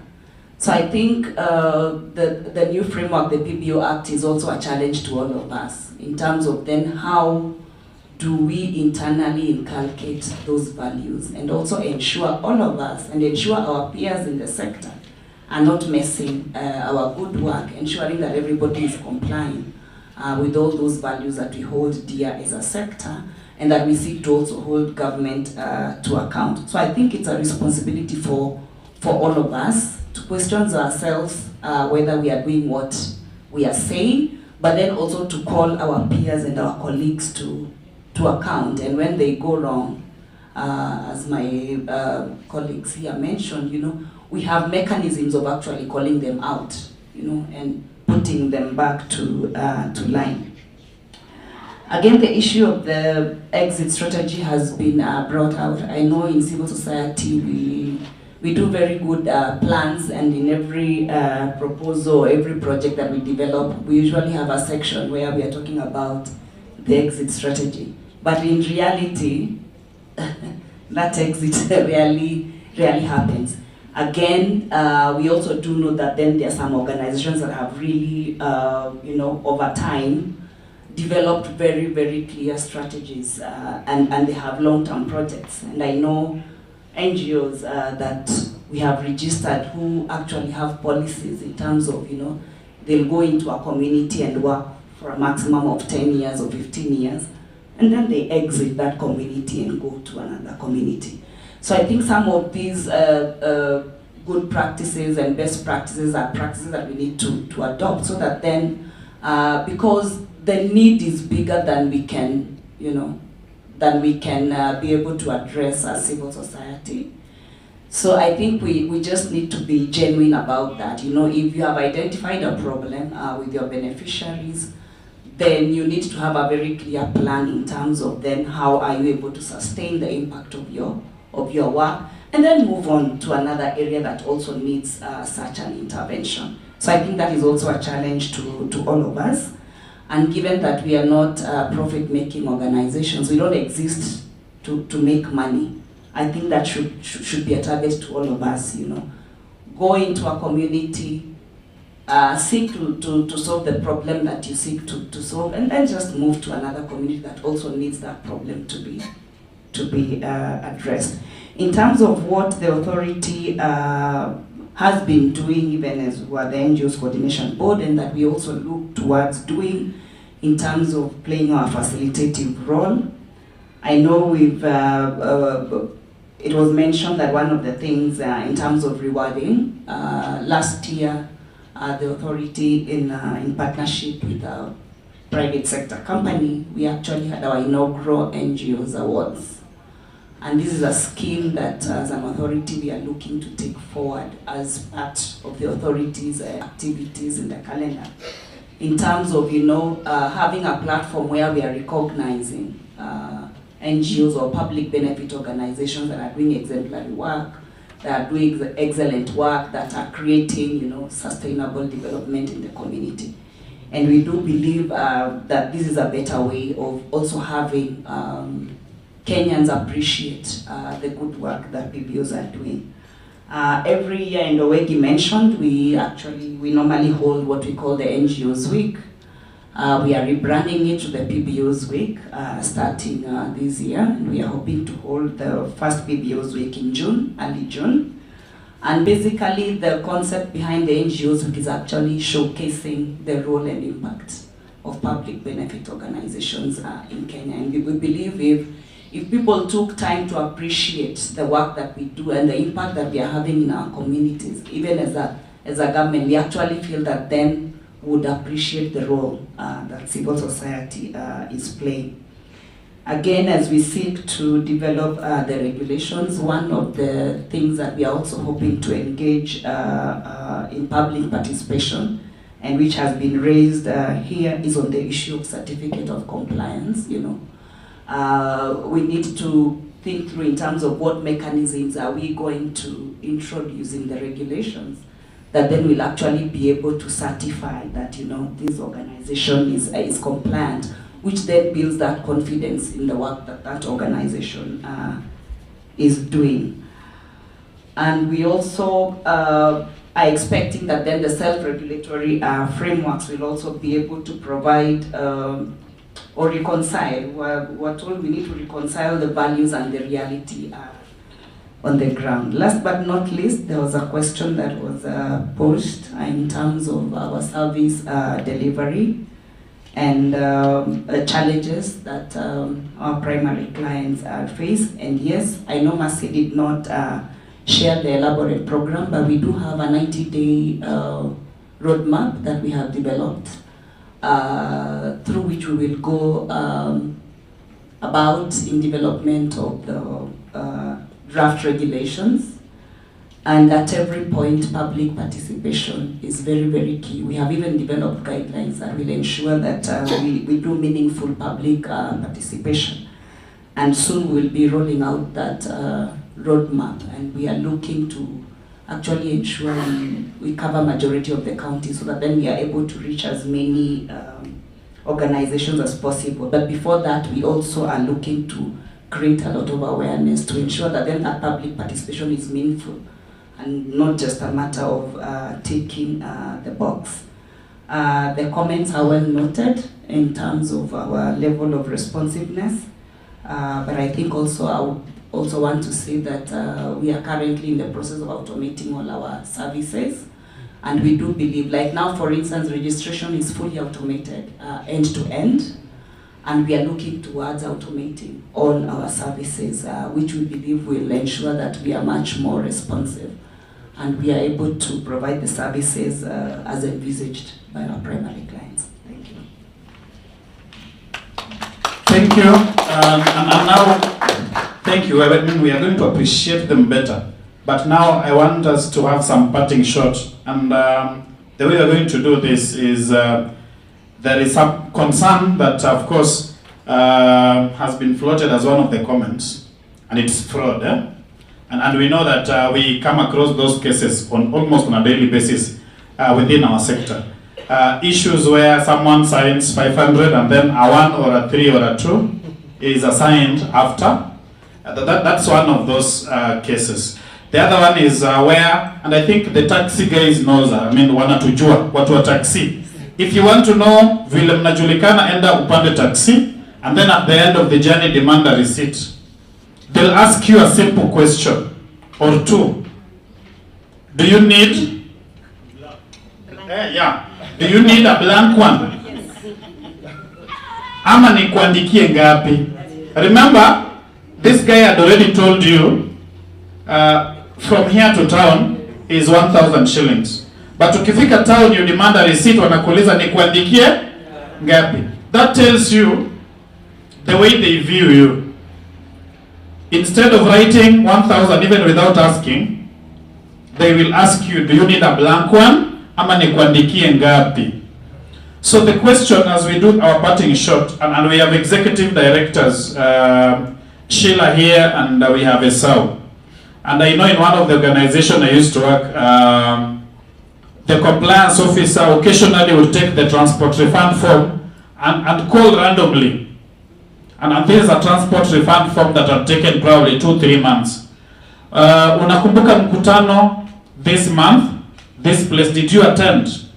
If yes, how much were you paid? And at that point, of course, very many program officers would be caught. But then that is also what brought in technology, so that people fill in M-Pesa and then money is paid directly. So you would scan that, send it to the finance officer, then they would send M-Pesa directly to you. Same to the taxis. They would actually call a taxi and ask, what is, if you were to take me from Tamarind Tree to the airport, how much would you charge? Then they would say probably 2,000, and then in your receipt it's 3,500. So they would begin, if they have one red flag, then they look at all your receipts. But now most organizations are saying if you're taking a taxi, then it must be an online cab, Uber, little cab. But then we still take advantage. If I go to Lodwar, there is no Uber. So as we do parting short, how do we deal with fraud? Because again, our internal auditors are our friends. Probably we eat with them. How do we ensure that we deal with fraud so that, not necessarily instilling fear, but to ensure that we maximize on integrity. It's how do we do that in our institutions? So that should be in your parting shot, just a 1 minute, and then we appreciate you as you sit down. Thank you. Thanks. That's a whole thesis already, but 1 minute. I think for me, just following on the sentiments expressed earlier in the morning even, about rules, laws, regulations, policies, you have all these in an institution, and we've seen that in this country. We have all manner of laws, rules, we do this, we can't do this, but has it ring-fenced this country against corruption? Has it prevented the loss of funds? It's really about, for me, it's about the people and the culture. So what kind of people are we? What kind of leaders are we? And it just means that in our organizations we must be leaders who lead by example. Because if you're in an institution and people, yes, there are rules, but maybe they're not well implemented or they're not fully enforced. But worse is if the leader is also part of the eating, you know, then you just set the base for everyone else. But I think if you are above reproach and you're able to lead by example, then colleagues are able to see that, yes, we are well guided, we have a role model. I think for me, I'd start from that point, because that then sets the tone and the culture of the organization. And fraud exists in a place where there are really no values, and it takes people to actually follow those and live those values. My last point is just in response to the young gentleman, where you said about, where you talked about, you know, how NGOs are working in the community. And for me, for what I got from that is the importance of involving the beneficiaries, the community, in decision making. If we're not involving them, then what work are we doing? Are we really responding to their needs? Because if we're responding to their needs, and it's also in line with UTU, because we must be guided by the people. And if we're working in a community but we're not, you know, following their needs or not guided by their needs, then what are we doing? What are we implementing? Is it even useful for the community? For me, that would be a key guiding point, even as we identify projects. And the last one is I thought that Caroline will speak a little bit about even the PBO Act. I know currently there are reviews that have been proposed in line with some proposals in the Anti-Money Laundering Act. I know some of us were institutions went to Parliament today to give feedback on those amendments, and even how they touch on the PBO's organizations like us, because I think we're going to be under a lot of greater scrutiny, not just us, but any other sectors which, you know, are seen to be at risk in regard to money laundering and terrorism financing. And I think all these things speak to the issues around integrity, because it also has to start with integrity within our organizations. Are we being used by external forces to perpetrate issues around money laundering? It's a key concern, but I think that needs another forum. I don't want to open a Pandora's box because we won't be able to finish discussing that here. Yeah, thank you so much, Sheila. Yeah, my first point is that indeed it's true that culture is set from the top, and we must lead by self-leadership. As leaders, we must walk the talk. We must ensure that we preach and drink what, if we preach water, let's take water. I think that's my first point. Secondly, is that we should also be very cautious not to issue blanket condemnations. It's possible that there could be a few errant NGOs or CSOs that have done one or two bad things, but not all in the sector do that. Well-established NGOs have very good mechanisms for safeguarding and also ensuring that they treat the beneficiaries right. They have structures in place to deal with fraud. And I know most CSOs that are also funded by institutional donors, they do a lot of due diligence. Before they fund you, they want to interrogate your systems, they want to interrogate your governance systems and all those kind of things. And CSOs cannot risk having, for instance, a CEO or an executive director who will be at risk on their reputation. They would rather get you out and bring somebody who can live the values of the institution. On sustainability, I do agree that as NGOs, we need to focus on sustainability. And I know NGOs have done this. If you look, for instance, and I think Shell Even Transparency International has been at the forefront for championing on issues of corruption. Even way ahead of creation of bodies like ECCs, the civil society organizations that champion for creation in the fight for corruption. So you realize that once that is established, of course, they don't necessarily, because we also look at sustainability. And what sustainability is ensuring that government take, because our role is largely to fill the gap by government. So largely we want government to do what we've been actually doing even as CSOs. Look at, for instance, organization like UTU that has been there since 1977. They used to do Legal Aid Act, but together with LRF and other partners, we've worked hard to ensure that we have a legal aid framework. There's NLAS, which is a government body that we want to be well funded to ensure that some of the work that we're doing are also sustainable. But even as we talk about sustainability, because somebody talked about that, can these NGOs close down? One aspect of sustainability is organizational sustainability. So even as NGOs transition, because if NGOs are closing down, then there's something wrong about sustainability.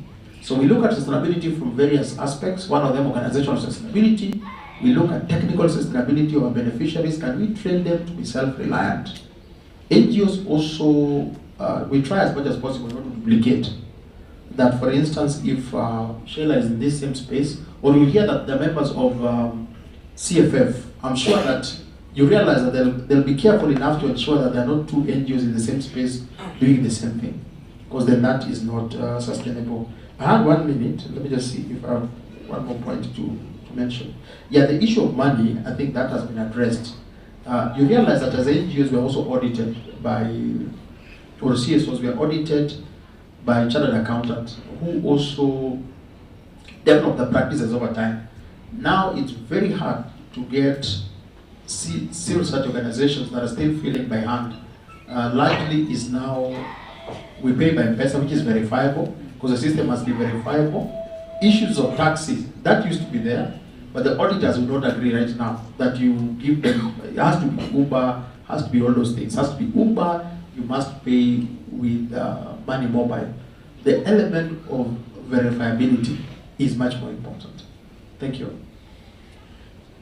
Thank you so much. This debate can go on and on and on and on. I mean, it's an entire week's conversation. So I want us to appreciate this team.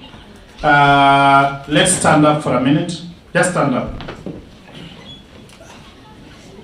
And we are doing a very simple task. Open your arms full. No. Don't slap your neighbor. And probably twist your left to go down and your right to kwenda juu. And I just want us to do one clap. Sawa. Now usichape neighbor. So let's do 1, 2, 3. Let's have a seat. Thank you so much. Thank you. Let's appreciate them as they sit. All right. So, thank you so much for being a very good audience, good participants, contributing, eager to learn, eager to share with us. Joshua, this is a point where I welcome you so that you take us to the next level. Thank you. Can we clap for our moderators? Thank you so much for the wonderful job that you've done, Saliman, your colleague.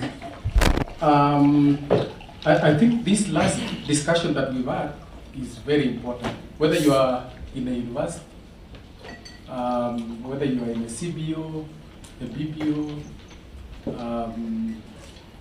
even from a government agency, because you'll be working with the sector PBOs to complement your work.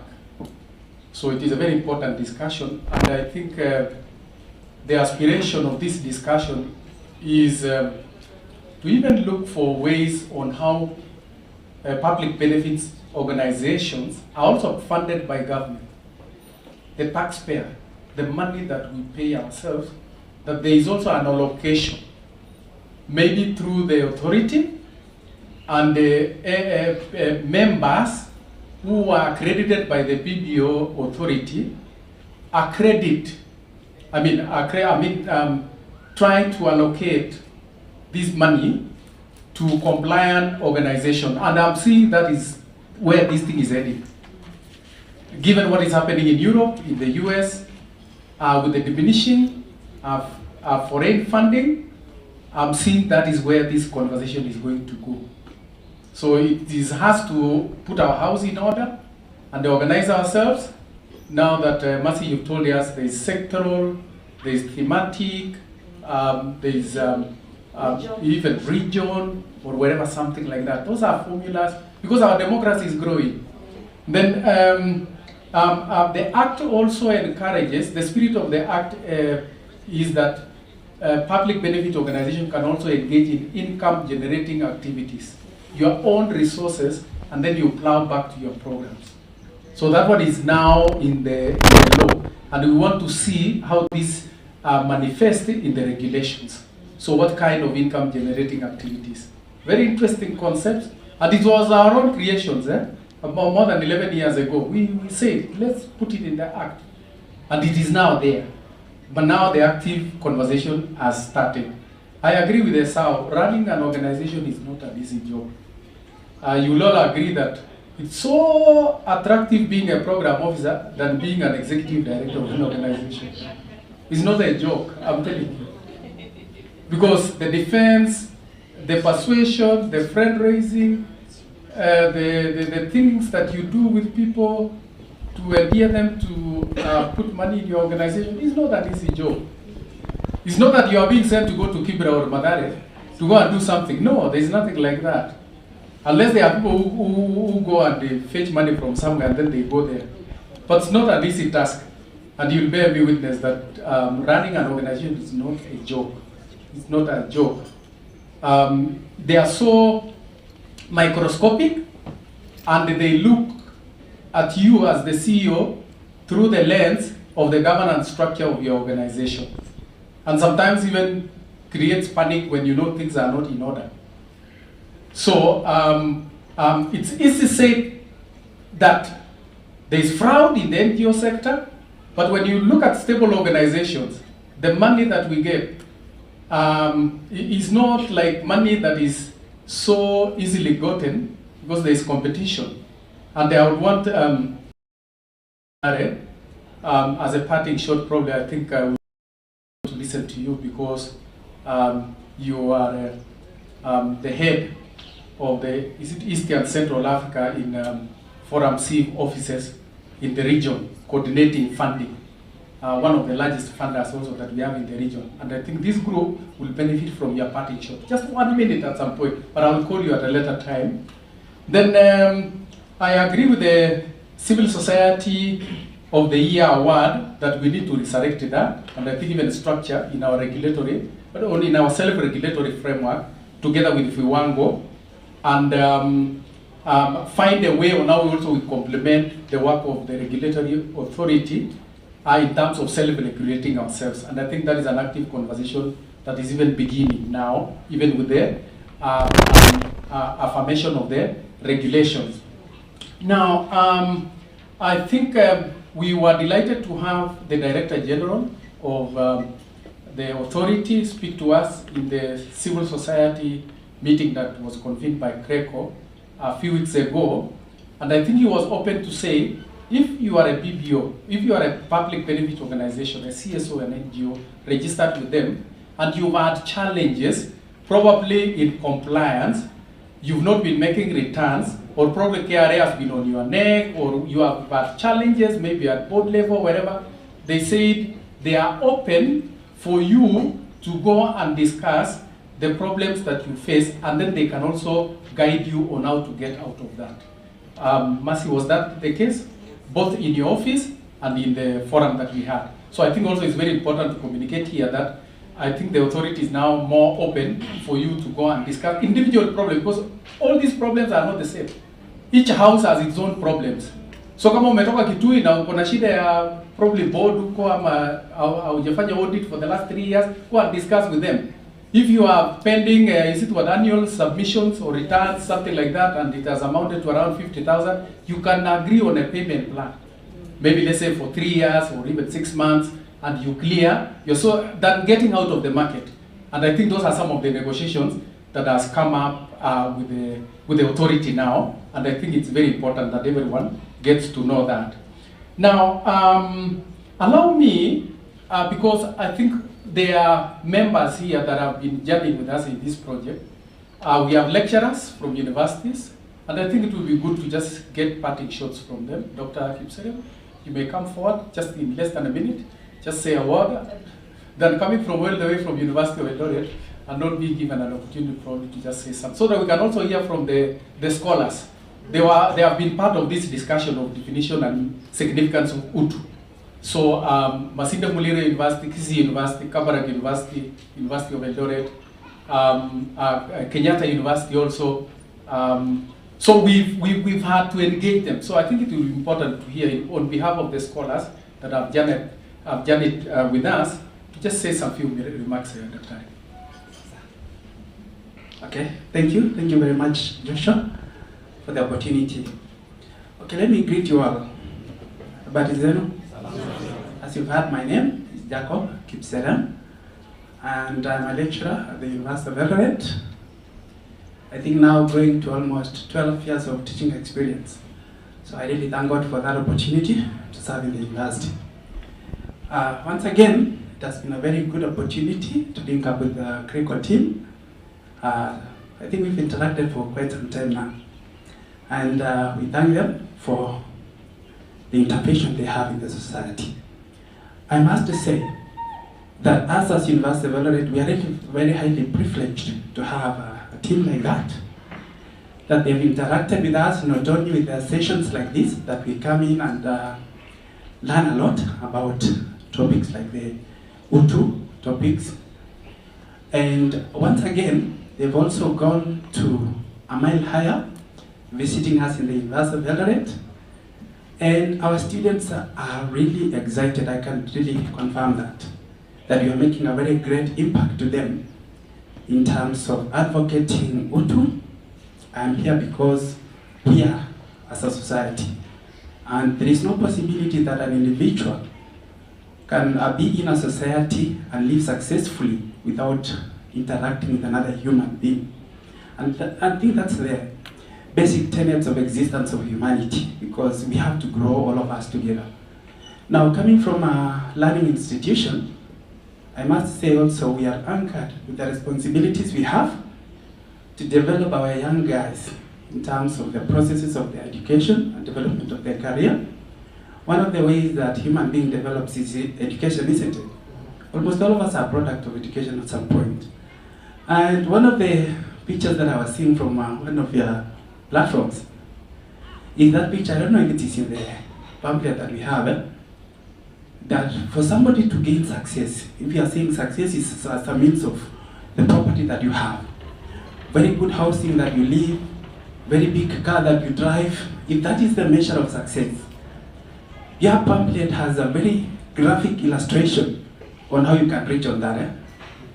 They're saying the long way is to go through education system, climb the ladder into a very competitive training experience, and later on you have an opportunity to earn, and in 10 years down the line is when you achieve that. And there is another analogy on how somebody can move very faster. One way of doing it is just going through the politics, yeah? And majority of the people, I don't know how you capture that. Most of the people are looking into that pathway. Like if I'm connected to someone, maybe it's an opportunity to move very fast in a ladder that you just ditch, and very fast you move towards where you really want to be. And they tend to achieve that. And I liked the first presenter when he was presenting, when we were arriving, he was presenting, and he was saying, if you have to measure success, then you have to know exactly who you are in terms of knowing your moral characters as a person, leave alone the learning environment. So my parting shot is that in an education of higher learning all over the country and perhaps all over the world, the integrity of the human being is that aspect that remains in a human being once you've forgotten everything that was taught in class. And I think in the essence of existence as a human being, that good, we appreciate that education is good to guide us towards that, but it's not the only thing that makes somebody successful. So you're saying at the end of the day, we need to uphold the integrity that the human being has so that we can develop as a society. Otherwise, thank you very much, Joshua, for the opportunity. And we are assuring that even as institutions of higher learning, we should be up the game to develop our young professionals to meet the expectations of the society. Thank you very much. Thank you so much. Maybe you can add in more claps. Thank you so much, Jacob. So I think it would also be fair to hear from a student from Kabarak, Dorcas. Please come forward. Your parting shot in less than a minute, please. Yeah. It would be good to, let's, then I think we clap for her. She comes.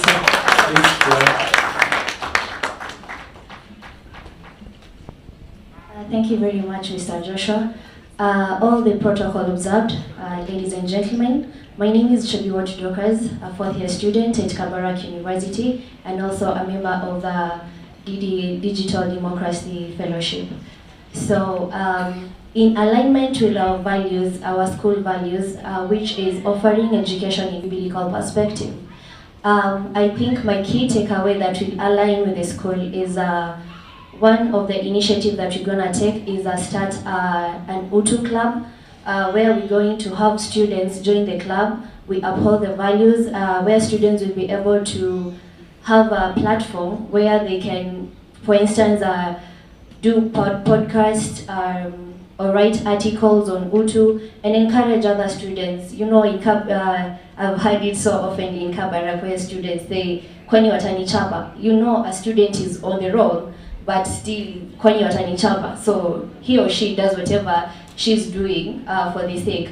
So on Digital Democracy Fellowship, it has been a powerful initiative that has played an instrumental role in mentoring us on how to leverage technology, not only for progress, but also to uphold the values of humanity and equality in the democratic processes.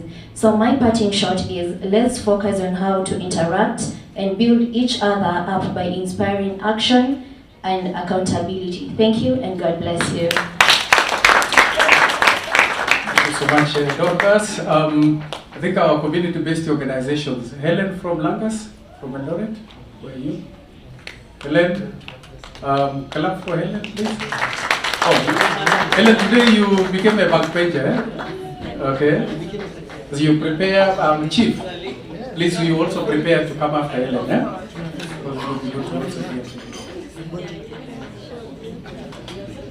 So I think the UTU club by Dorcas, I think that's very important.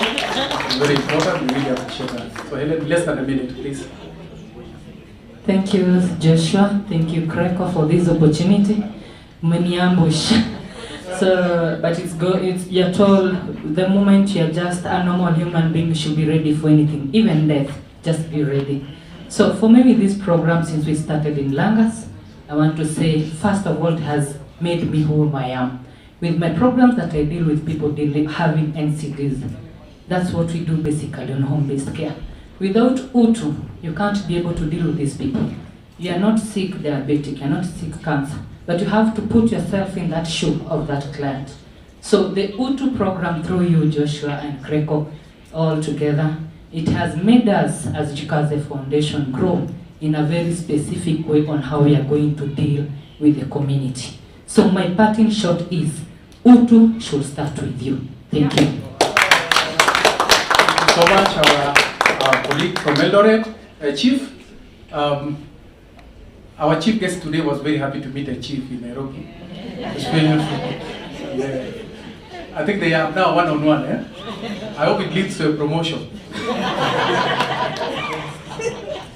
Let me say amen. Amen. I'm Mayumba Isaac, an assistant chief, township sublocation, Kakamega, CBD. I'm delighted to be one, or rather part of this conversation. And to my surprise, I think from the morning proceedings, especially as articulated by Ambassador Okara, I was also learning for the first time. I beg to you forgive my ignorance. The interests of the nation in relation to how we budget and spend the taxpayers' money. Many of us, I think, we don't know that. And it was to my, as an assistant chief, I'm the last person in the hierarchy of command, not so. I'm also a law enforcer. But the challenge we face, we receive you, all the NGOs, whatever you do, it's we who host you. But now we have got a very big disconnect between what exists on paper, what has been promulgated as a guide and the practice in our lives. And especially as a person, what I think that you come in to aid me, and I want to echo my friend, a young man who said he comes from Kibra. You come in to aid us, and then at the time you leave, some of us, we left just as you came in. It's my appeal, we make an impact. I'm very happy for those who've made impact in the areas that they have worked. But we still have so many areas that we have to make an impact. Thank you very much. And I hope you'll welcome me next time. I couldn't say more because in our working policies, the moment your boss speaks out, if you speak out, you'll have to challenge or contradict.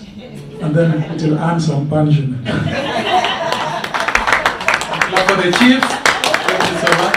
So he's a representative of the many chiefs that we worked with in Bangladesh, in Kisii, in Eldoret, and all other parts. So we just picked on him to just attend this session. So I know there's a session on UTU, youth and artificial intelligence that was left out, but we made an administrative decision to say that I think we were ambitious to pack the program. And again, we started late. And since there is another opportunity, we have a national symposium on misinformation and disinformation that is a bigger one, in fact, that we are also going to convene end of this month or early May, in collaboration also with the government agencies, and that topic will fit into that other symposium. So we took an administrative decision to shift it to the next symposium to save time for meaningful conversation on the public benefit discussion. So, so don't worry to say that where did this go and all that, and that is taken care of because there is another event that will be coming ahead of us. Jackson, please, if you don't mind, let's also benefit from your parting shots. And probably you can properly introduce yourself. Sometimes I get wrong. I call you country director. I call you regional director. I don't know which is which. And I'm supposed to be getting money from you.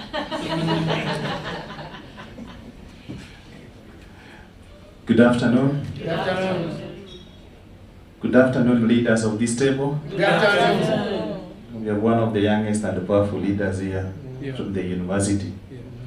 My name is Jackson Obari. I'm the regional manager working at Forum C. And tell Joshua titles aside, just I am Jackson Obari.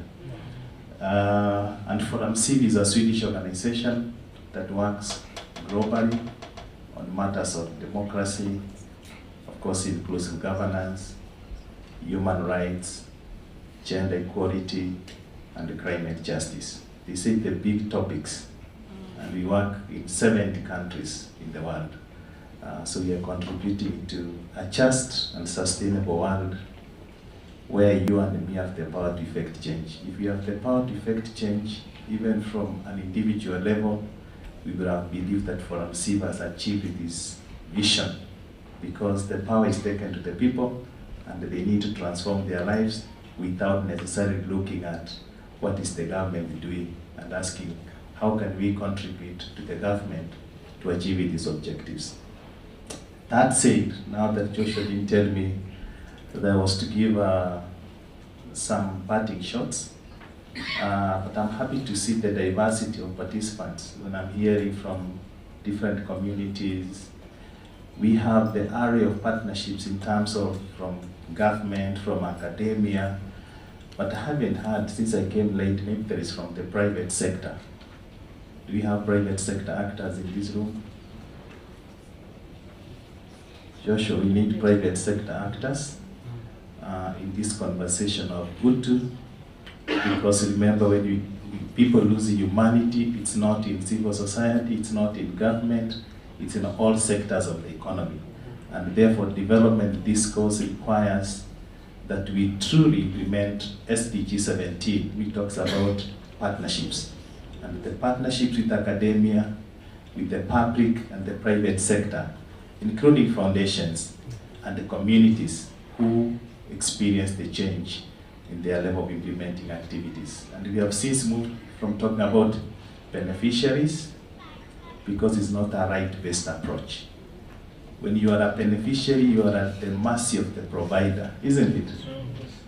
So you are an active participant, so that the questions I had in the speech that was read for the Director General for the authority, Mercy, what you are reading through, you are saying, how have they been involved in defining their needs and providing solutions in your applications? And that is what is happening now. Anytime you are doing applications, also show us, even us showing donors, how did we involve the actors who are going to implement these actions? And therefore, we can't just sit in the office boardroom and imagine what the community in Cliffy needs beyond literature review of documents, government policies, and other reports that have been published. So I think it's a good conversation to have. Okay. Back to the conversation today about UTU. I've picked keywords. If I was asked and seated like the tech guys to pick what are the keywords that are making noise in the screen, right? One of the keywords is ethics, ethical leadership, transparent leadership, accountability and integrity, because those core values that define you as a leader, as the young man from the university said, of course we know the fish starts rotting from the head, isn't it? If it's rotting from the head and you're the leader, then definitely the followers, there will be a problem. So let's embody these core values of integrity, ethical, transparent leadership, and above all, accountability. And I can tell you, major donors now, where we get our funding from, the EU, the Scandinavian, the Swedish government, they are putting more focus on accountability. Even they can provide support for funding to ensure that first, you are accountable. So corruption index is on the top notch, because they know corruption in Kenya, or rather in Africa, most African countries, it's actually high, it's a cancer. And how do you ensure that even in your programming, you are addressing corruption from the office to the community, because this is where it happens. And they have done a study to show, which even then GeoBoard also, the authority now, the PP authority, could keep picking up. How do you pay your per diems? How do you conduct your meetings? We have all the 80% of the participants in Nairobi. You have 20% of participants from Mombasa, but you want to take the meeting to Mombasa. How do you transport 80% of your participants to Mombasa instead of having the other? So they are very keen on small but sensitive issues, and that has permeated to government. And we know the hit the government is facing from donors. They have produced, or they have issued what they call harmonized donor principles, whether it is World Bank or the donors in this country. These principles, they need to be adhered to, including, because I'm aware, communication to National Treasury, because they also give government funding. How do you want to implement? And the whole essence is, me and you who are working, privileged, we are privileged people, right? Above all, then you are paid much more in per diem as benefits for you to do your work, isn't it? And they are saying, so are you thinking about the community who you are serving? We mwenyewe uko na utu. And we have cases where they are saying, I go with the driver, say for instance, we don't have drivers who drive us around, and you are from Mombasa, you are at your per diem, and you came, and the driver is with you all the time, and you are not even giving the driver 5,000 as they go home. Wewe uko na utu. Do those things happen? Yeah. So, it's not fair. We sit in meetings and donors are kind of lecturing to us. They're saying you are not efficient using the resources that we give to you. These are our taxpayers' money back home. How accountable are you with our taxpayers' money? If you can't be accountable with what you are given, will you be accountable with your own? To finish with Joshua, because now there is one key thing called values and interests. And I don't know whether you have observed over time that actually values are being stepped on, but interests are rising. That I don't care about my brother here as long as my interests are met. Right? And that also speaks to Utu, isn't it?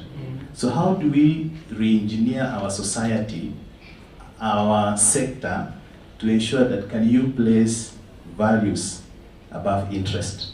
Or how do you ensure the balance of the two? I know it is very difficult, but you have given a noble call of duty to serve. Our work as sector leaders is to serve the communities, isn't it? It's not to serve ourselves. So let's put the values of our communities above our personal interest so that we seem to be contributing to the change that we want to see. Finally, I like telling stories. So Joshua must tell her. So you allow me to tell this story as I finish. A wise man from Asia, Himalayas mountains. And this wise man, he could tell people like what I am having in my pocket. And if somebody is able to tell you what you have kwa kibeti yako, you will be like, ni mchawi ama? So he was a wise man. And this wise man, young two boys, let me use these young university guys, and you know this generation is, they know a lot. So they knew this guy has the ability and the capacity to tell you what you have. But they devised means to test him, whether he can tell them what they have. And so they were sure that you will tell them what they're having. So they went and catch a bird, ndege, a live one, and one boy held this in his hand, right? And so they came to test him. So he knew the old man will tell them what they have in the hand, isn't it? But he could not tell whether the bird was alive or dead. And the trick was, if the old man says, the wise man says, you have the bird, it is dead, they will release it because it's alive, isn't it? And if he said it is alive, so wataifinya, itakufa, right? But being wise, you know, when you are also a wise man and you are also old in age, you have passed through very many experiences, isn't it? So he looked at the eyes of this young man and he kept quiet. And he said this, young boy, the destiny of the bird in your hand lies with you.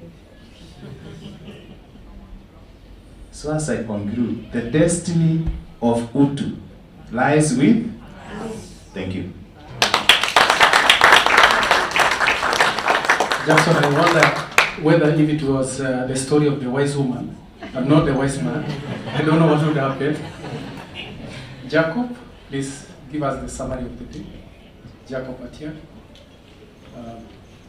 If you can spend less than 2 minutes, we really appreciate it, because we will be having the vote of thanks shortly. Could we close? Will you introduce yourself? Thank you very much, Joshua, and everybody else. I think this has gone on so well to an extent that, in fact, even as we were finishing the panel discussions, the summaries were coming up. But I think, by and large, what has transpired since morning, one thing that is important is that there is a very willing approach by government and non-state actors to look at the principles and values of what we call UTU, which is very important. And when you saw people referring to Chapter 6, Chapter 7, Chapter 10 of the Constitution, we are bringing back the sense and the feeling of humanity into the practical sense and actions that we are supposed to do in our respective positions. The other important thing that has come out is that, as the chief was saying, the chief said he's the last man in command, but he said that some of the things that are in paper are not on the ground. So how do we walk the talk? How do we live the talk? It's extremely important that we begin to consolidate our actions to mirror our feelings and mirror our values, and begin to think about the common national interests that Ambassador was talking about. I think Ambassador spent time on common national interests that are extremely important. So this is taking us to a level where we begin to reflect on the selflessness, but also begin to pick up, more importantly, how do we want to see this country, not for us, Joshua, as you have said, but especially and more importantly for the younger generation and the future. So I hope, as you mentioned, we'll be able to consolidate these recommendations from the presentations, the plenary discussions, the panel discussions, to begin to speak to things that Senior Omoto talked about, those things that come from the literatures and our good people that have spoken, Messiah Mugo, the late, everybody else that Josiah spoke about. Are we able to bring back that life and probably, for me, start afresh? We may have lost it as a country in terms of values and principles, in terms of integrity, in terms of interest. But can we just say, bygones are bygones? Are we able to regenerate this country back? I remember Pande mentioned whether we could re-engineer the bombers' spirit and move forward. Thank you. Oh, sorry. I didn't introduce myself. My name is Jacob Atiak. I work for Usalama Reforms Forum, a member of Police Reforms Working Group, and a friend of Greco. Thank you. Thank you so much, Jacob. So, last but not least, allow me recognize the membership of Greco, and a representative from the team will give a vote of thanks. So, Greco members, our members, may we stand up just for a special recognition. Greco members, that's how you Greco, eh? It's not Joshua. So, and the staff, this is the staff of Greco, wherever you are, staff of Greco. So I know David Babu from Kazi Riziki, Selina Mwazi from Sema Trust in Taita Taveta, Muraya from Nakuru, Seth GG. We have Ali Gorai from Marsabit, all the way from Marsabit, working for Pakodeo. We have Ken Anusu working for Iseda in Viga and Kisumu. We have Joyce Mulu from Mapaka, that is in Makueni. We have Honorable Jael, who is an associate of Greco. We have Devi Okech, he works for Muungano ya Maendeleo. And then we have Karen Kasheri working for Meru, is the Rural Community Development Agency in Meru, and thanks for coming. You've come all the way from Meru. My team is here. I know there are those who are outside here. Duncan is our ICT and communication guru. You see our social media and everything. He's the engineer behind that. We ndio mwenye kutupatia contracts kwa Greco, our HR, Nancy Mtenyo, and then we have Caroline, who works with us in logistics. So Karen, please, with humility, allow me to give you the chance to give a vote of thanks. Okay. Karen is our treasurer on the board of Greco. So you'll introduce yourself properly. Thank you very much, Joshua. My name is Karen Sheriff. I work for Rural Community, which is based in Meru, and all protocols observed. I take this opportunity to say thank you to everyone, and most of all to thank God for the opportunity that He has given us to be here. It's a privilege, it's an honor. It's not by might, but by His grace that we are here. I would like also to take this opportunity to thank you all the presenters that have taken us through the learning of UTU, the principles of UTU.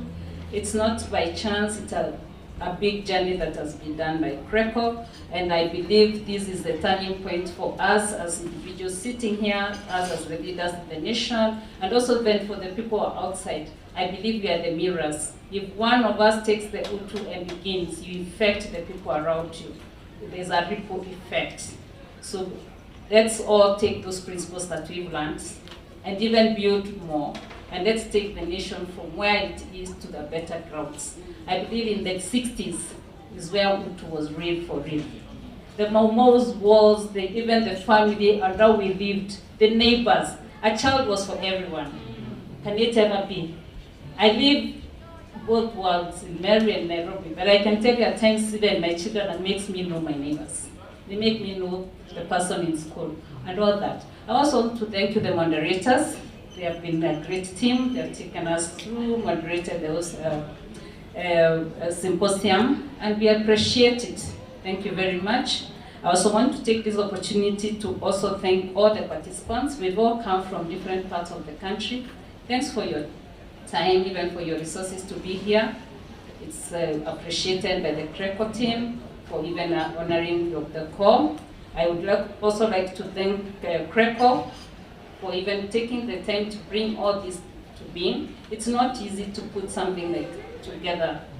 It takes a lot, just like the way you know in the house how you make your meal and present it. It takes a little bit, quite a bit.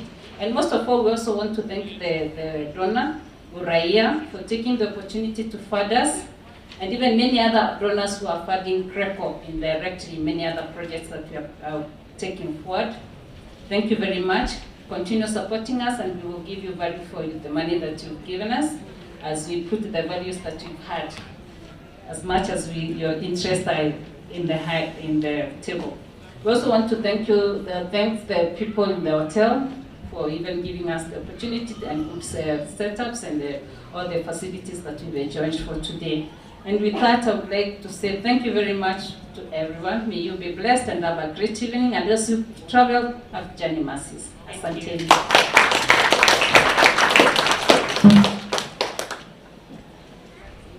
So I think we thanked God when we were beginning. I think it would be honorable to also give thanks to God as we wind up. So I don't know, Duncan, we were doing the national anthem, or we will have a prayerful lady or a man in the room by way of volunteering. Is there anyone who feels inspired to close with a word of prayer? Our mom there from Kakamega. Okay. Asante sana. Tatufungia kwa maombi mama.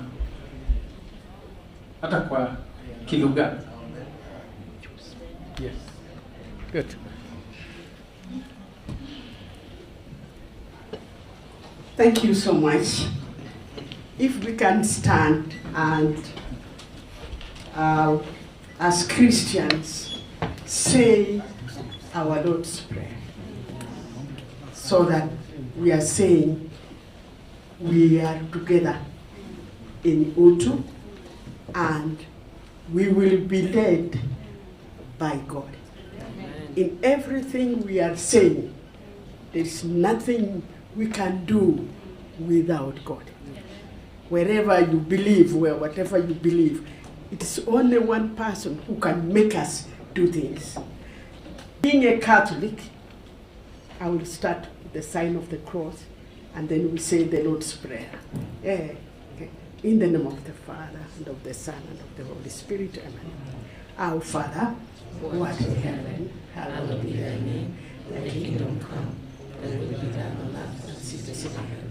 Give us this day our daily bread, and forgive us our trespasses, as we forgive those who trespass against us. And lead us not into temptation, but deliver us from evil. Thank you.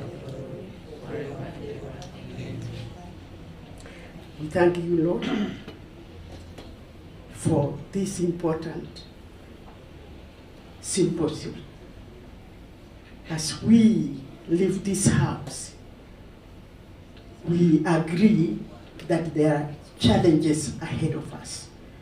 But Lord, you will stand with us so that when we come together, we will have to share the experiences and the change you will have helped us to make. In Jesus' name we pray, amen. In the name of the Father, and of the Son, and of the Holy Spirit, amen. Thank you so much. So participants who are residing in the hotel, you will see Carol for direction. So participants who are residing in the hotel, you will see Carol for direction, and then our Nairobi participants, you will see each other in the M-Pesa.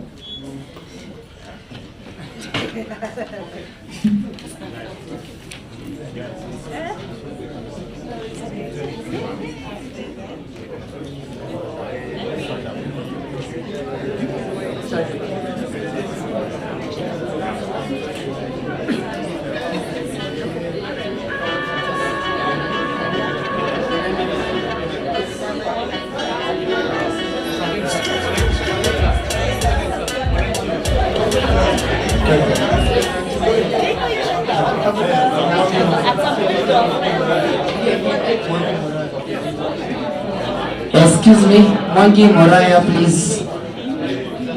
Mwangi Moraya, please. Tupatane pale kwa meza.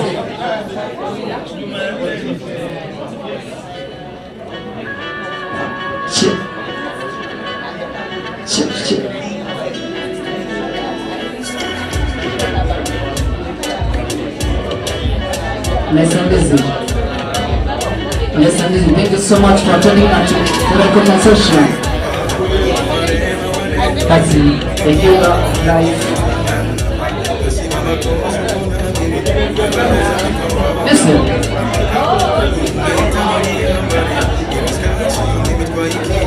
ladies and gentlemen.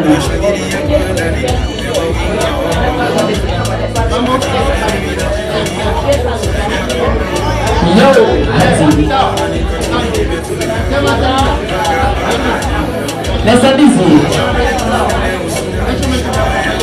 it's time to talk to your creator, ladies and gentlemen. Talk to your creator, tell me what. I think we're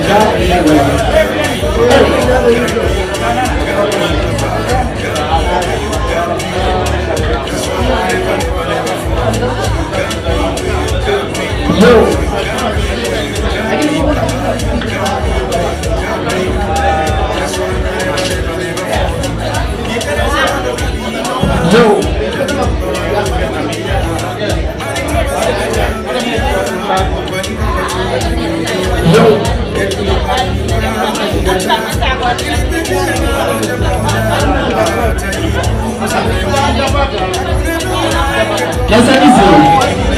Jimbie kidogo tu.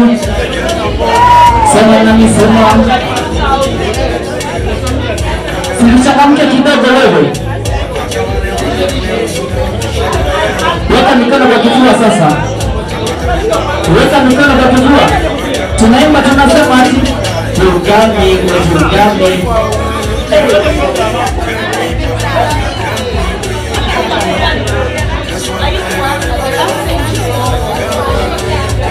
What you know? Gummy.